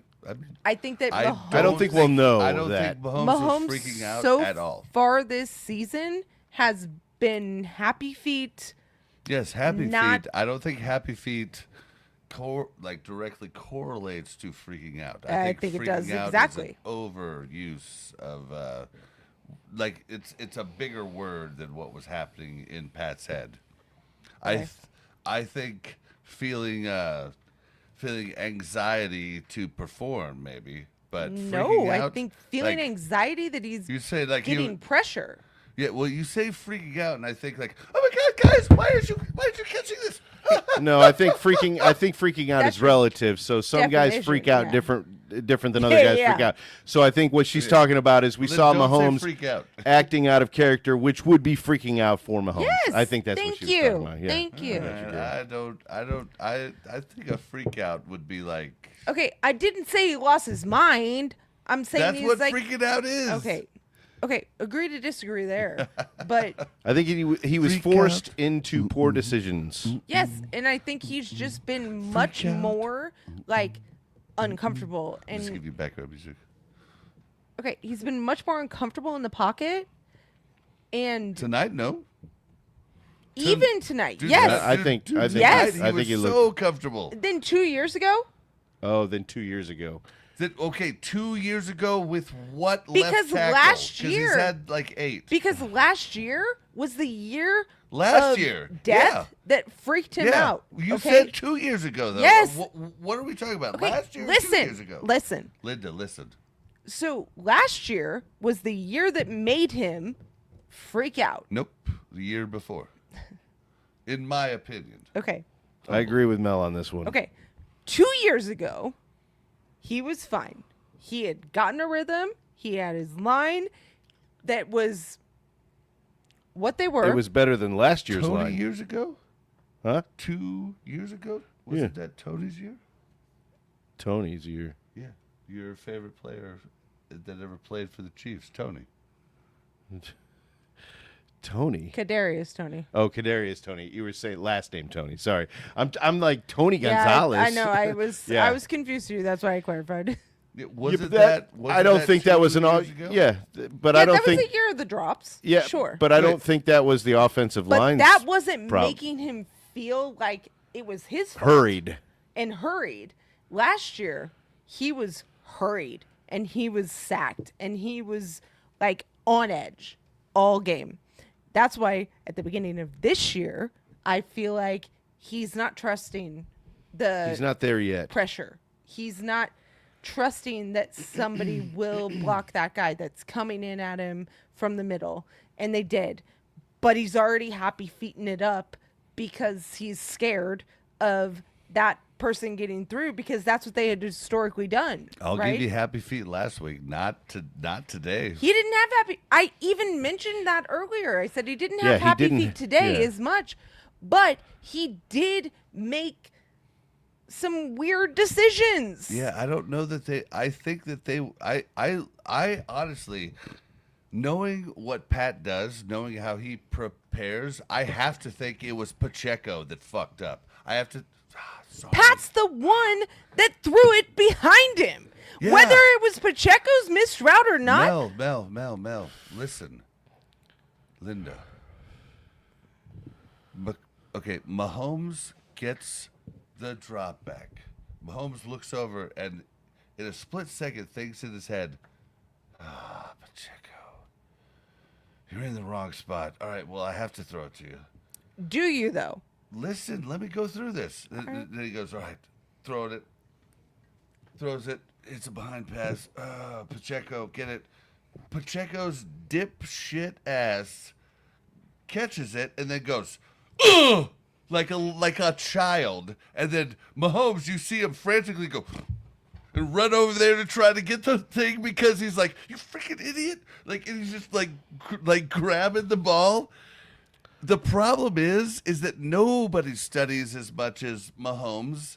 Mahomes is not like, I almost guarantee the screw ups tonight between different people. Pacheco was most likely the culprit. Kelsey on the screw ups was most likely the culprit. I could be wrong, but I don't think I am. What I'm saying is that whether or not Pacheco was in the right spot, Mahomes still made the decision based on the defense that was running there and Pacheco's position to throw it to him. Yeah, and that is he's not a Superman. decision that Mahomes would. No, because if Mahomes literally just kneeled down where he was, It would've he been better. would have made a better play than Pacheco Yeah, I 3 think- yards back. I think what Mahomes. absurd. Okay, no. I agree. Yeah. Well, hold but on. Let me make my he point. He wants to Yes. throw Hold it on. to Pacheco so Pacheco can make a but play. he saw the defender running at Pacheco. All right. Okay, so here's what I saw happen. Okay, so on both of those plays, I saw a designed run or a designed pass play where Pacheco was going out to the flat and he was supposed to, he was probably supposed to make progress upfield, but because the way the defense was pressuring, he had to kind of run around a little bit. The offensive line got blown up. The defenders were coming through the line so fast. And what Mahomes thought instantly was, shit, I got to get rid of this earlier than I wanted to. But because of all these defenders that are right here in my face, he's going to be open. So if I just get it to him, he can make some yards. And they were two piss poor throws that were made on the fly, and they were made sooner than they were supposed to. So Pacheco wasn't ready for them because in the timing of the play as it was called, he was probably supposed to be another half a second before he was open out in the flat and able to receive that throw. So I don't think it was Mahomes' fault. I don't think it was Pacheco's fault. I think Mahomes made a couple of bad decisions on plays that got blown up, and he probably should have taken a knee, but he was trying to make something happen. And he knew that if he could just get it there, Pacheco could get something out of it. Okay, Really? so- 'Cause stop, that's hold on. his, like- Stop. So my retort is Kelsey came on New Heights podcast, his podcast last week, talked about his screw up on the interception that went I back watched it. that Simmons stopped, right? The Kadarius Toney play. Basically the 14-point swing, Mm-hmm. right? And he said, Mahomes blamed that on himself. But Kelsey came out and said, straight up, dude, I know, and I should heard that have clip. known my entire time that, but the audience might not know the clip. You're right. Yeah. So he said, I know that I should have had my head turned a second earlier, not a half second, but a second earlier, and I didn't have it turned. And that's where Pacheco should probably have been in that play. But that's two the of problem. those plays, Maybe Pacheco should have noticed. two of those plays though, Pacheco, even if he had his head turned and caught it, would have been tackled immediately, which would have been a tackle for a loss from where Mahomes was. So are you trying to defend Pacheco? No, I am trying to state that I think that was a bad decision on Mahomes' part. I don't agree. think And that I do not agree I with don't you think that wholeheartedly. Pacheco I was think in the Pacheco- right. I think Pacheco could have done way better there. But I think it was a bad decision for Mahomes. And I think Mahomes also knows the capabilities of Pacheco. I'm about to make a lot of people mad, but I think Pacheco is a 7th round pick, and it shows. He Okay, had sure. a lot so of shouldn't gump Mahomes know early that? on. Shouldn't Mahomes know that and know that No, he shouldn't He throw it wants to to him? trust in him. Okay. So you're saying Mahomes should know that Pacheco's not going to do what he was supposed to do? I think Mahomes should know that Pacheco is not the epic He's not Saquon Barkley. running back that will know his thoughts and Well, move Sa- to the right Saquon's position. Not really like the whole Pacheco shouldn't even been receiving the ball. Like Brashard Smith should have been in for that play. That's my whole point. Is that It's not your whole point. Your whole point. Okay, that's fine. yes, that's fine. you didn't let Yeah. me get to it. You just Okay. kept Sorry. trying to Go defend ahead. Pacheco. I'm not trying to defend Pacheco. I am saying that Mahomes made bad decisions, and that is his happy feet right now. That was not happy He got rid of his happy feet, his actual happy feet, and it replaced it with a couple really bad decisions. But that's okay. Like, he's still moving forward. I but don't think, and that's where we're disagreeing here. I Okay. don't think. I think Pacheco was supposed to do something different, and my whole point was Patrick Mahomes had the brains to run up and grab the ball because he knew it was probably live, and Pacheco was the idiot who tossed it. Like, Yeah. I 100% agree with you on that. Like, Pacheco was an idiot for doing that. yeah. Like, So what that are we was talking horrible. about? We're talking about the fact that Mahomes decided to throw it behind him twice tonight, and both resulted in a fumble. One was Pacheco's fault, one was not, I think. And Mahomes saved the second one that was not Pacheco's fault. But I think that decision making was very off. And I Okay. don't love it. But I Okay. love it more than the happy feet that we were seeing before. Okay. So, did you have another point to go to? Oh, yeah, yeah. but yeah. if I you was wanna gonna, keep going on no, I was gonna move on to something outside of the game. Yeah, so go ahead. Oh yeah, yeah, go ahead. So there's one thing I want to ask chat here, you guys here. I want to understand this because we didn't look it up. Mel looked it up. So in the fourth quarter, towards the beginning of the fourth quarter, McDuffie was called for pass interference, and we're so confused on what this call was because McDuffie's interaction with the receiver was within the 5 yards, and what's his name? Russell Crowe. It's an inside joke. Russell dipshit Wilson. He threw it fast, like he got the ball, threw it fast, but McDuffie was interacting with the receiver within the first 5 yards. Was not holding, was interacting, pushing him, which you're allowed to do within the first 5 yards. They called pass interference, and I want to know what that's about. I am literally confused. They didn't talk about it a ton on the broadcast, like it was Right. just okay. And I'm so the confused Chiefs about it. sidelines didn't throw up any. Yeah.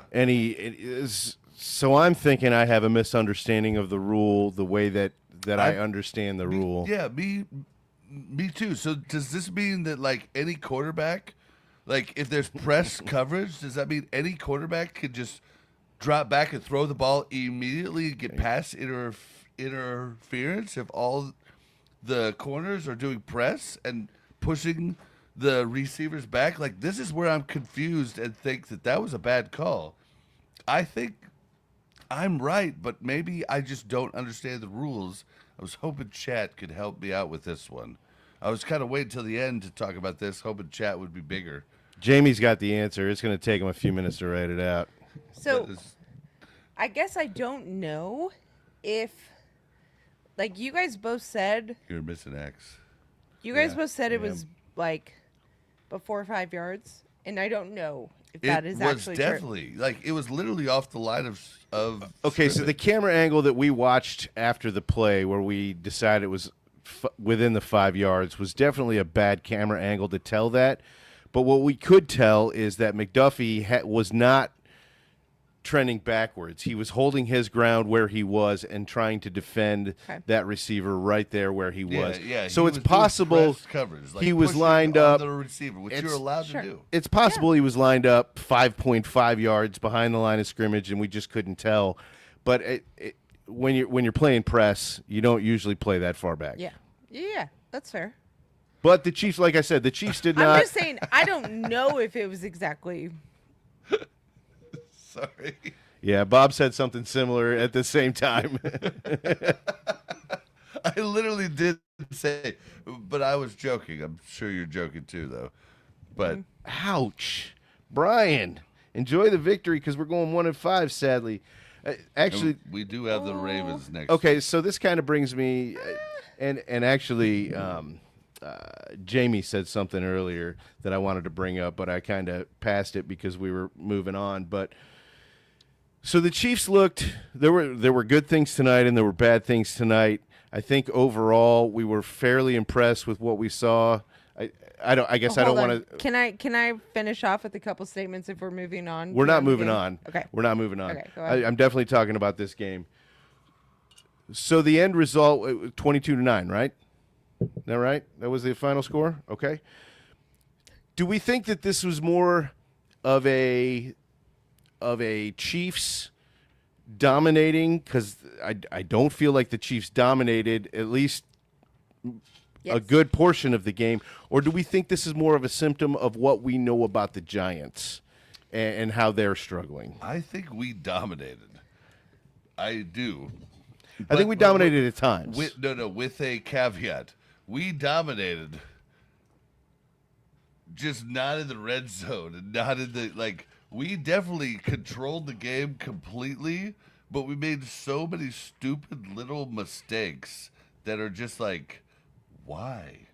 Like, and like, is Charles a Minihue wash? Like, I'll cross that off because I don't even want to talk about it, but like, I mean, we were in control the entire time, but it should have been 45-10. Like, it should have been huge. And So I that's didn't not love at the end of the dominating. game, Patrick That's not just dominating, throwing it though. up like To Taekwon? Hell yeah. just like we had won the game. The game was over. There's no way they were going to come back. But Pat was like, "Screw this, Andy. I'm going to show people who we are." I did kind of like that, kind of not like it because of traditional sports, but like Okay. we dominated the entire game. Okay, but the But thing we is, didn't look good doing it. That's what sucks. Like, No, we didn't- were only- we didn't seal the deal. We were only up 15-9 when he threw it up to Taekwon Yeah. those two times. Oh no, Correct. I'm talking about like in the last 3 minutes of the game. I told you I was like, I just want him to air him out and just get us 29 points, like just so it looks a lot better. And you go, Andy's not gonna do that. And I was like, yeah, you're probably right. And then Mahomes throws it, and I was like, oh, they tried it. Wow.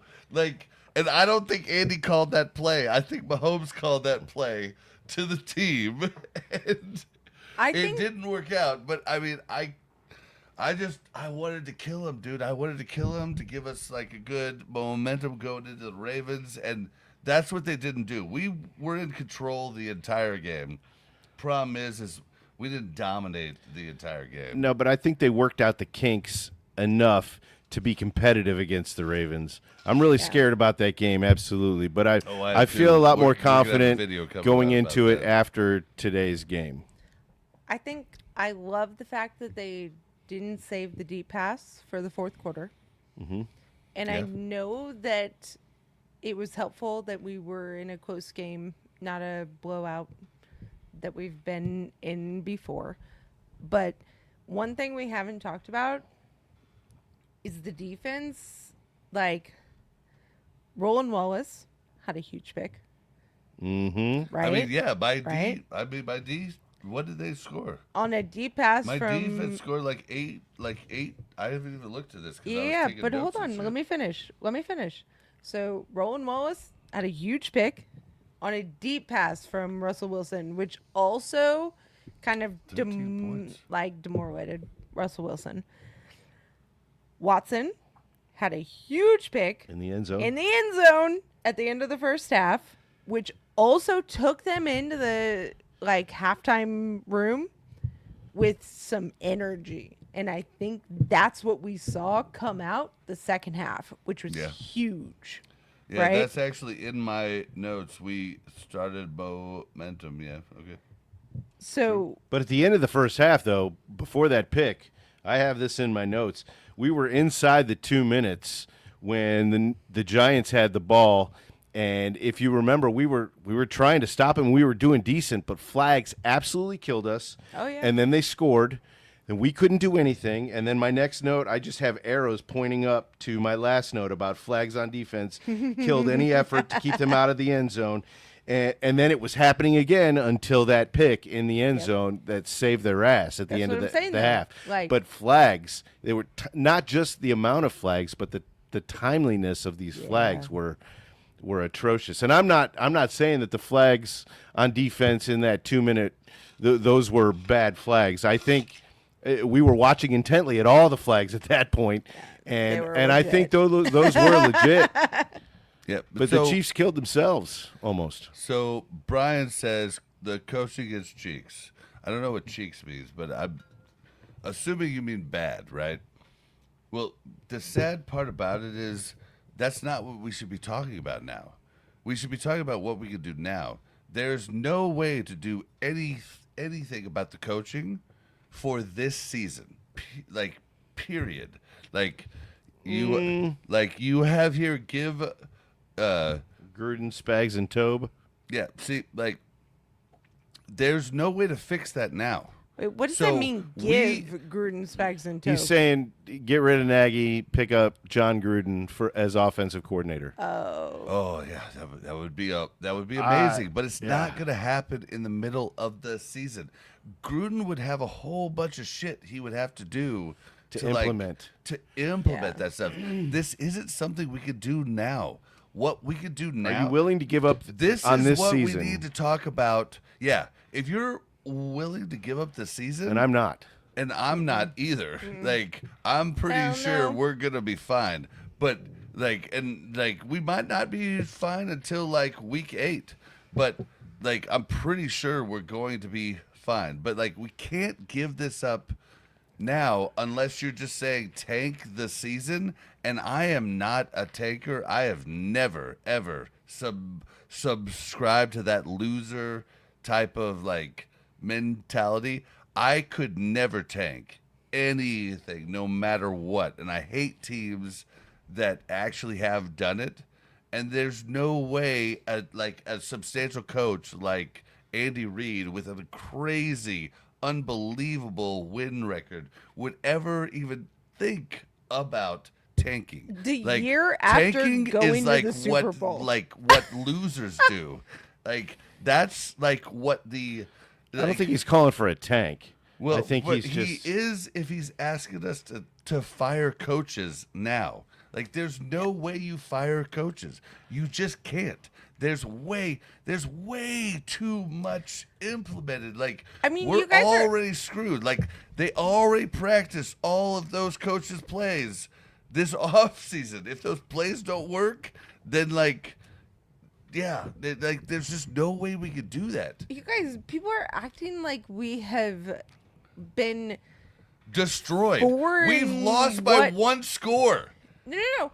Yeah, but the eye Even the test, last the couple way that they played seasons, on the though. field has Well, not the been way impressive. that we played Wait, last year was was horrible. awful. Horrible. Awful. Like, and we barely freaking won everything by the hair And of our we chinny still chin made chin. Not it every to the game. Super Bowl. Not We every made game. Every game. Mostly Every It wasn't game. every game. Almost every It wasn't every game. 90% Almost of every games. It was a lot of 90% of games. games. Almost every game.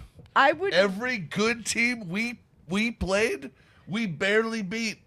Like, we beat the most absurd way, the Doink too. of Destiny. Doink of Destiny. The blocked block field of goal. Destiny. Yep. Big toe of destiny. Yeah, the Raiders missed snap. Yeah. Yeah. No, I definitely remember. I mean, I'm just saying, I feel like the brand of football that we were seeing on the field last season was still better than what we're seeing so far this season. It Oh, wasn't. I don't think so You at are all. looking I at it think with we have a rose-colored better brand glasses. this year. 100%. We have a better team, but they haven't played no, like it yet. I disagree. I Yeah, think we have I'm played actually on better with this Mel. year. Yeah, This year I think we're than we playing did better last this year than we did last year. We just have a tougher opponents at the start. And we only lost by one score. Last year could have been the same. We could have been 0-2 right off the fucking bat. Like, 100%. Did it again. dang it. Arr.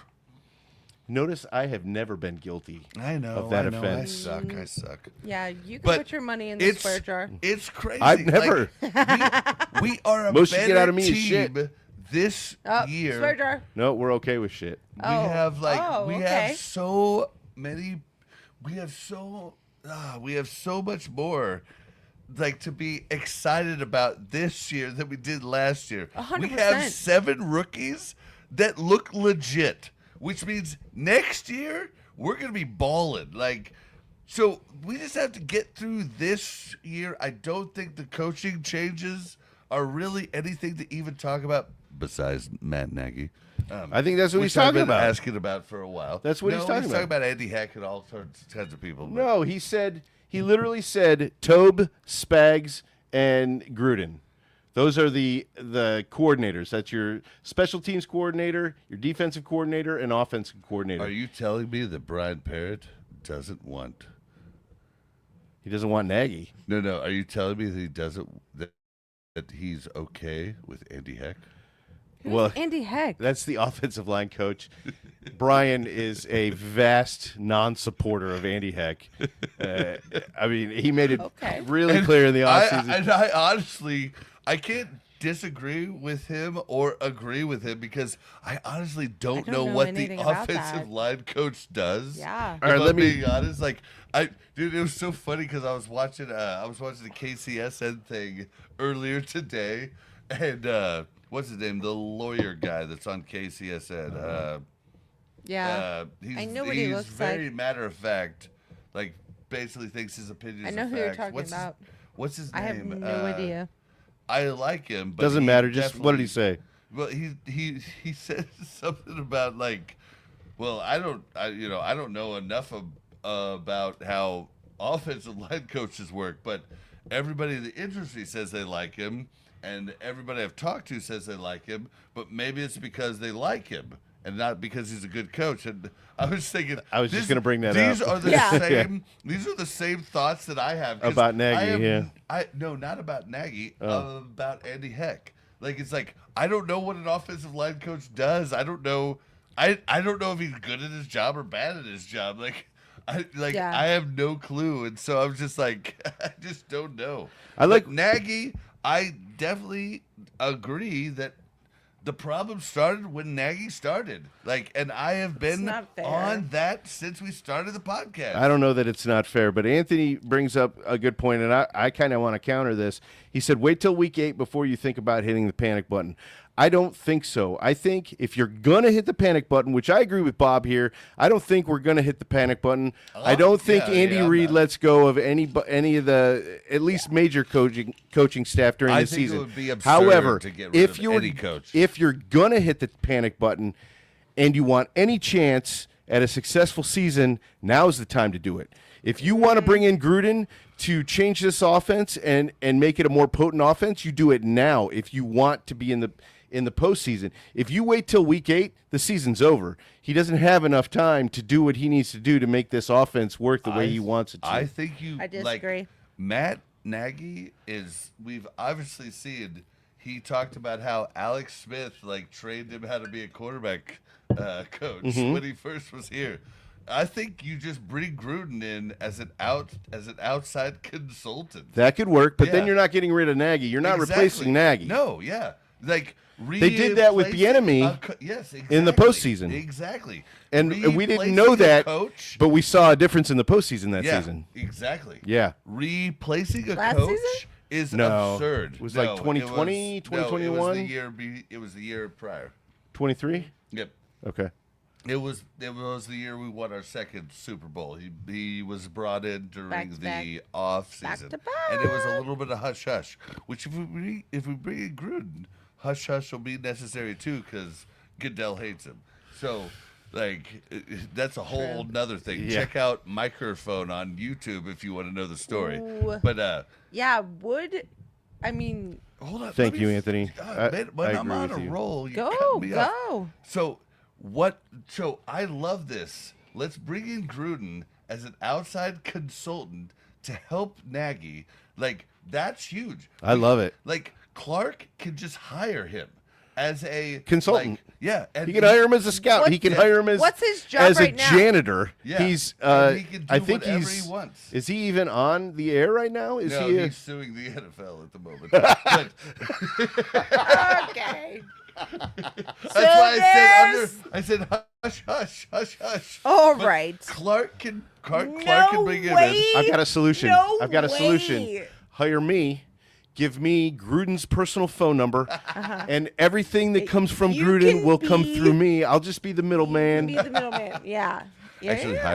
hire me. I Yeah. could do this job. Yeah. Offensive coordinator. No. Consultant. No. The same thing you're asking. Okay. Oh, me to. okay. Gruden's bitch. I asked first. Okay. asked first. So can we just agree? But I have a lot more free time. All right. That's true. Can we just agree that this is not an option because Clark Hunt would never. He would bring in a consultant. Nope. Not did. that is suing the NFL right now. Probably not. Okay. Exactly. That's probably. So Yeah. That's let's probably true. just move on from this thought. And But thanks See- for the talking go point, to Brian. something Brian, bad coaching is Todd Haley. Enough said. Oh yeah. I Yeah, can't we're argue with just that. we're just gonna drop that. We're literally living in the best coaching that Oh, yeah. the Chiefs have ever had in the entire history of the organization. Okay. Besides Okay. the beginning. Okay, but hold on a second. Let's give Brian a little bit of credit here. He's the fan of a winning team for the first time in a long time, right? He doesn't As want we that to all go Right. are. away. He doesn't want that to go away. He wants the absolute best for his team. Brian, we're gonna give and you right a hug when we and come right to bring your now, merch. where the Chiefs sit and how that they are performing, I think that he believes what he's saying would be the best course of action for the future of the Kansas City Chiefs. I don't agree with what he's saying, but I I get where absolutely he's love. coming Yeah, from. I get Yeah, where he's coming definitely, from, and I love definitely. his passion and the fact that he's not. He's not throwing out bullshit. He's not saying bring in Tom Brady to be the offensive coordinator. Gruden is out I there. mean, I'd take Tom Brady as offensive coordinator. Sure, I would, but he's not coming. I would take that today. He's got a- fire Matt Nagy. He- Brady's coming in. He owns the Owns Raiders. Dude, I'd still take him. I forgot about. I'm not lying. I forgot about that caveat. I'm not lying. Tom Brady was Tom. the mastermind of the Patriots offense. Like, dude. 100%. Oh man. 100%. Yeah, dude. But Brian, well, yeah, we love your passion, whether we disagree or not. Like that, if we disagree, we could be wrong. Like it doesn't even like we don't know. We're just like you, super fans. So yeah. Hopefully, you'll never take this as like us crapping on you, and we love your. We've had a good thing to talk about because you've put this in here. Like Yeah. you're giving us the stuff to talk about, so we love it. So hopefully you understand that, and you understand that we respect your opinion. We just disagree. Anthony, I love it. What about Peyton Manning? Hell yeah. Let's get Peyton Manning in here as Offensive coordinator. offensive coordinator. He would never do it. Peyton Manning is the only quarterback to ever have success with Happy Feet. That's true. He built his career on Happy Feet. Here, can I say one? Okay, I don't think we need Mahomes like getting used to having happy feet. I think we need him to get rid of his happy feet. All right. Technically, Okay. Drew Brees had happy feet, but it wasn't really because he was nervous about his offensive line. It's because he was so short he couldn't see over the line, and that was the only way that he could. That's documented. That's He's fair. talked about it. That's fair. He had to see over his line, so he had happy That's feet, fair. and he was successful. Right. So I wanted to say one last thing before we got done. Yeah, we gotta start wrapping it up. Yeah, Noel Williams got a lot more snaps tonight, and it was ugly. But there were some parts that were good, and I love that they actually started to get him worked in, because I think he's gonna be good. I just think he's raw, and it was cool to see him in. He caused more problems than he helped tonight, but you gotta. But he got get some him in. experience in a win, and he didn't specifically hurt the Chiefs. Dude, speaking of which, Ashton Gelati and Gelati Opar, was- Gelati did they was- do anything tonight? Gelati was in there tonight. I remember seeing him early in the game, kind of when the defense was playing soft. I'm not blaming that on Gelati. That's not Dude. a statement of how he played whatsoever. Sometimes Charles Omenihu, like he was in a ton today, but he's washed, man.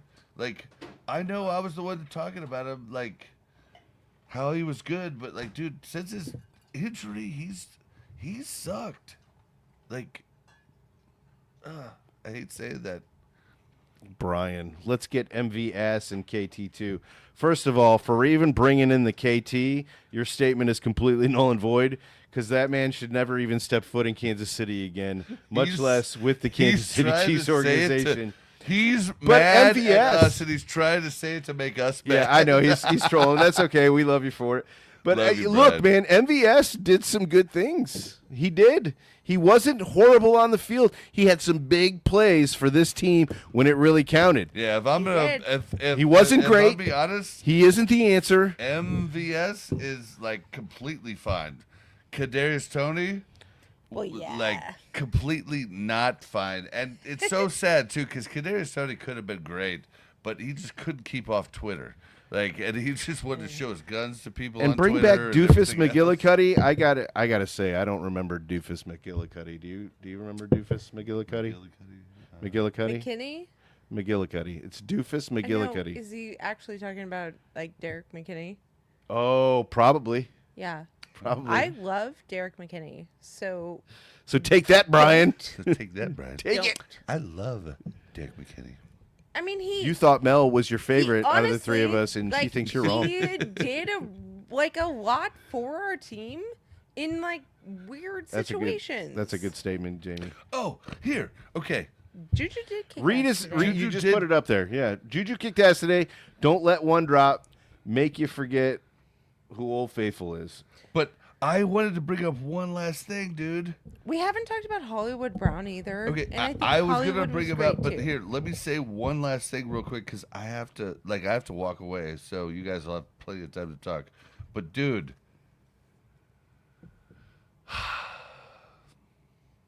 Furious George finally showed up in this game tonight, and that Karlaftis? makes me happy. Okay, he Karlaftis? got it. Yes, Yeah, he had a one. sack.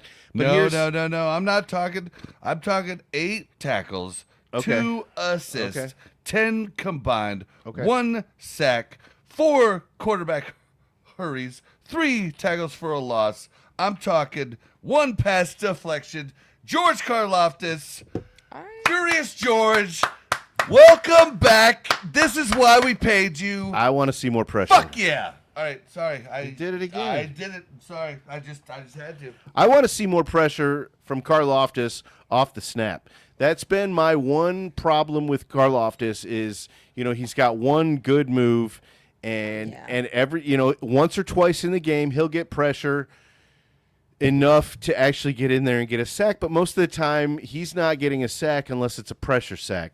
He gets in there and he causes pressure. He's got a motor. He doesn't stop. He keeps going through the play, and I love that about him. It's like 90% of his game I love, but there's this one facet, and as a defensive end, I just really feel like I should just see that burst to get around that tackle so that you can I know get to you the are so quarterback. close.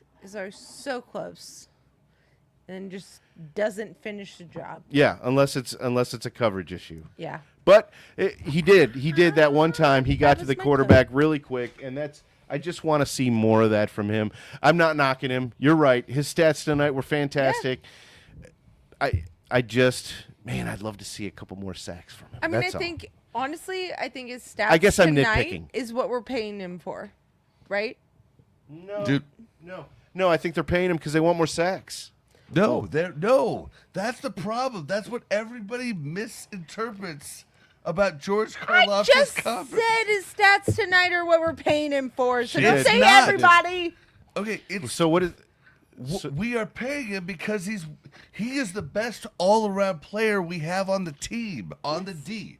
Like, okay, all of these I think he different agrees with you. outlets talk I know. about Chris Jones. Chris Jones finally showed up tonight, but Chris Jones hurts us more than he helps us a No. lot. Like, everybody says Chris Jones gets double and triple teamed every play. Well, I haven't checked the PFF stats here, but as of last week, he got double teamed 63% of the time. That's That's over half. But where was he when he was not getting double teamed? Like, he is not the absurd great player. If we're talking the two best players on the D, it's Karlaftis and McDuffie. Like, those are the two best. Chris Jones can get. He was there before, but he is not there now. Open your eyes, people. He's just not there now. Okay, for me, I think the Chris Jones issue isn't an issue of ability. He's in the latter part of his career, right? I don't think it's about a declining Chris Jones. I think it's about the decision making of Chris Jones to move outside. He's moving around the line, and I think he's at a point in his career where he's got to focus on that one position. You kind of mentioned that earlier tonight. When he's moving outside, he's making choices that hurt this defense, and that's Spags is not making those choices. But I think if he's staying in his defensive tackle position, fine. If he wants to move over to the right or the left, let him do that. But other than that, I think he's helping the team when he's in that position. What happened when he went to D tackle? He knew his role. He did his job. Karlaftis ate. And that's what we need Chris Jones to do. Know your role. You aren't the edge rusher. Is that because he confused and disrupted the defense before that, though? No, it's because... Are you sure? It's because he is dominant on the inside like he has been his entire career, and he pushes the quarterback to the outside, letting the edge rushers, the DNs, eat. Sure. That's the beauty. But if he goes DN, he just doesn't get by the guy. Does that not work if he is there the entire game? Like, that's what I'm asking. Like, is the reason that he moved to the outside occasionally is to switch up? It's more than occasionally. Okay, it's so because he thinks he's better. Switch up the coverage so that when he does move back to the inside in his comfort role, he can say, "I'm in here," and then those people are completely free. Okay, no. I think the reason he's moving out to the outside is for selfish stats. Yeah, I disagree. I think he. If he thought he was the best option on the outside, then we wouldn't have lost the Chargers game. I think he believes. If Spags thought Mel, he was does a it detriment without to the Spags game, he does it without if Spags his. thought he was, how do you know that? Because they've talked about it, and Jones have said it in pressers multiple times. They said it not this year. Yeah, yes, no. Jones said it this week. Year he said and last year. Spags told me not to do it, but I'm going to do it again. He said that this week. Yeah, Mel, I'm going to keep doing it. He said I'm going to keep doing it. Yeah, and okay. No, yeah, and he makes a ton of money, so there's nothing to put him in his place. He needs to look deep inside and accept what he's good at and help everyone else eat. Okay. And until he does that as a team player, we are not going to see success. And he did it in the second half, and we ate. And we need him to do it again. You are a star, Jones. You're just a star on the inside. You're a star defensive tackle. You are a star. But stop trying to be what you're not. If that's the case that you guys are saying, which I have not heard, but if that's the case, then well, that's because you're not listening to the podcast. Yeah, you're listening to like KCSN, where they think Jones is like the best player on the defense. To be fair, I don't listen to any of it, but Nick Wright. I listen to Nick Wright, but he doesn't talk about that. What I'm saying is that if that's the case, then Spags needs to step up. Like, honestly, how can he? He literally makes almost. No. Okay, you have to understand the cap. You have to understand the cap. I don't care. Okay, yeah, Jones great. wants to play. Maybe. And, okay, if Jones doesn't, Jones has a huge ego, and we saw that when he held out and came and sat in a box while he held out week 1. Yes, we for know the Super Bowl. Like that was what? the Super Bowl like unveiling. No, it was week 1. Yes, and it was a Super Bowl banner unveiling, and that's why he was there. Not But he wasn't on the field. correct. He was holding out Yeah. for a contract. Yeah, which is means fine. his mentality is he is No. okay with letting his teammates. Okay. We Okay. agree to disagree. Okay, so- here. What I'm So here's- saying is he's hurting us. So here's a point I was trying to make a couple of weeks ago, and I was cut off because we had a bunch of conversation. We had a lot to talk about. But if we're going to stop Chris Jones, here's what has to happen, okay? What it's going to take to stop Chris Jones is Spags is going to have to put his foot down, which means that Spags is going to have to sit down and make a realization that if Chris Jones is told he's not allowed to do it or he's going to be pulled, you have to be ready to pull him. Yeah, which is a big, big thing. And then once you've pulled him, now you've got his attitude and his mental readiness for the game. He's not going to be thinking about the game anymore. Fair. Potentially. You know, maybe his head will stay in the game. Maybe he'll take that message and get better and make the right choices going on, but maybe he won't. And Spags knows that that's a big thing that he's got to do. He can't just do it in the middle of week 3. This has got to be something that he's got to decide after tonight's game. And he says to himself, all right, I'm going to give him 2 games. And if we're still seeing this on a regular basis after 2 games, I'm going to do it. Knowing full well that at that point, we may lose Chris Jones for good. As a viable option on our defensive line, and he's got to be ready to do that, and that's a big step. Okay, Yeah. that is not what he has to do. He has to say, Jones, you have 2 chances next week when we play whoever we play. Okay? You have 2 chances.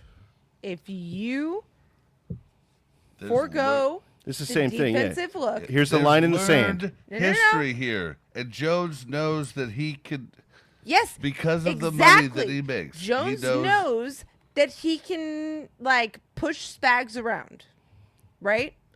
But Jones also respects Spags. And if he says, if you do this, maybe you have 1 chance. And if you do this a second time, I'm going to pull you for 3 plays. And then if you do it a third time, I'm going to pull you for 10 plays. But at some point, if he makes that choice, at some point he's got to say in his head, look, Chris is going to fight.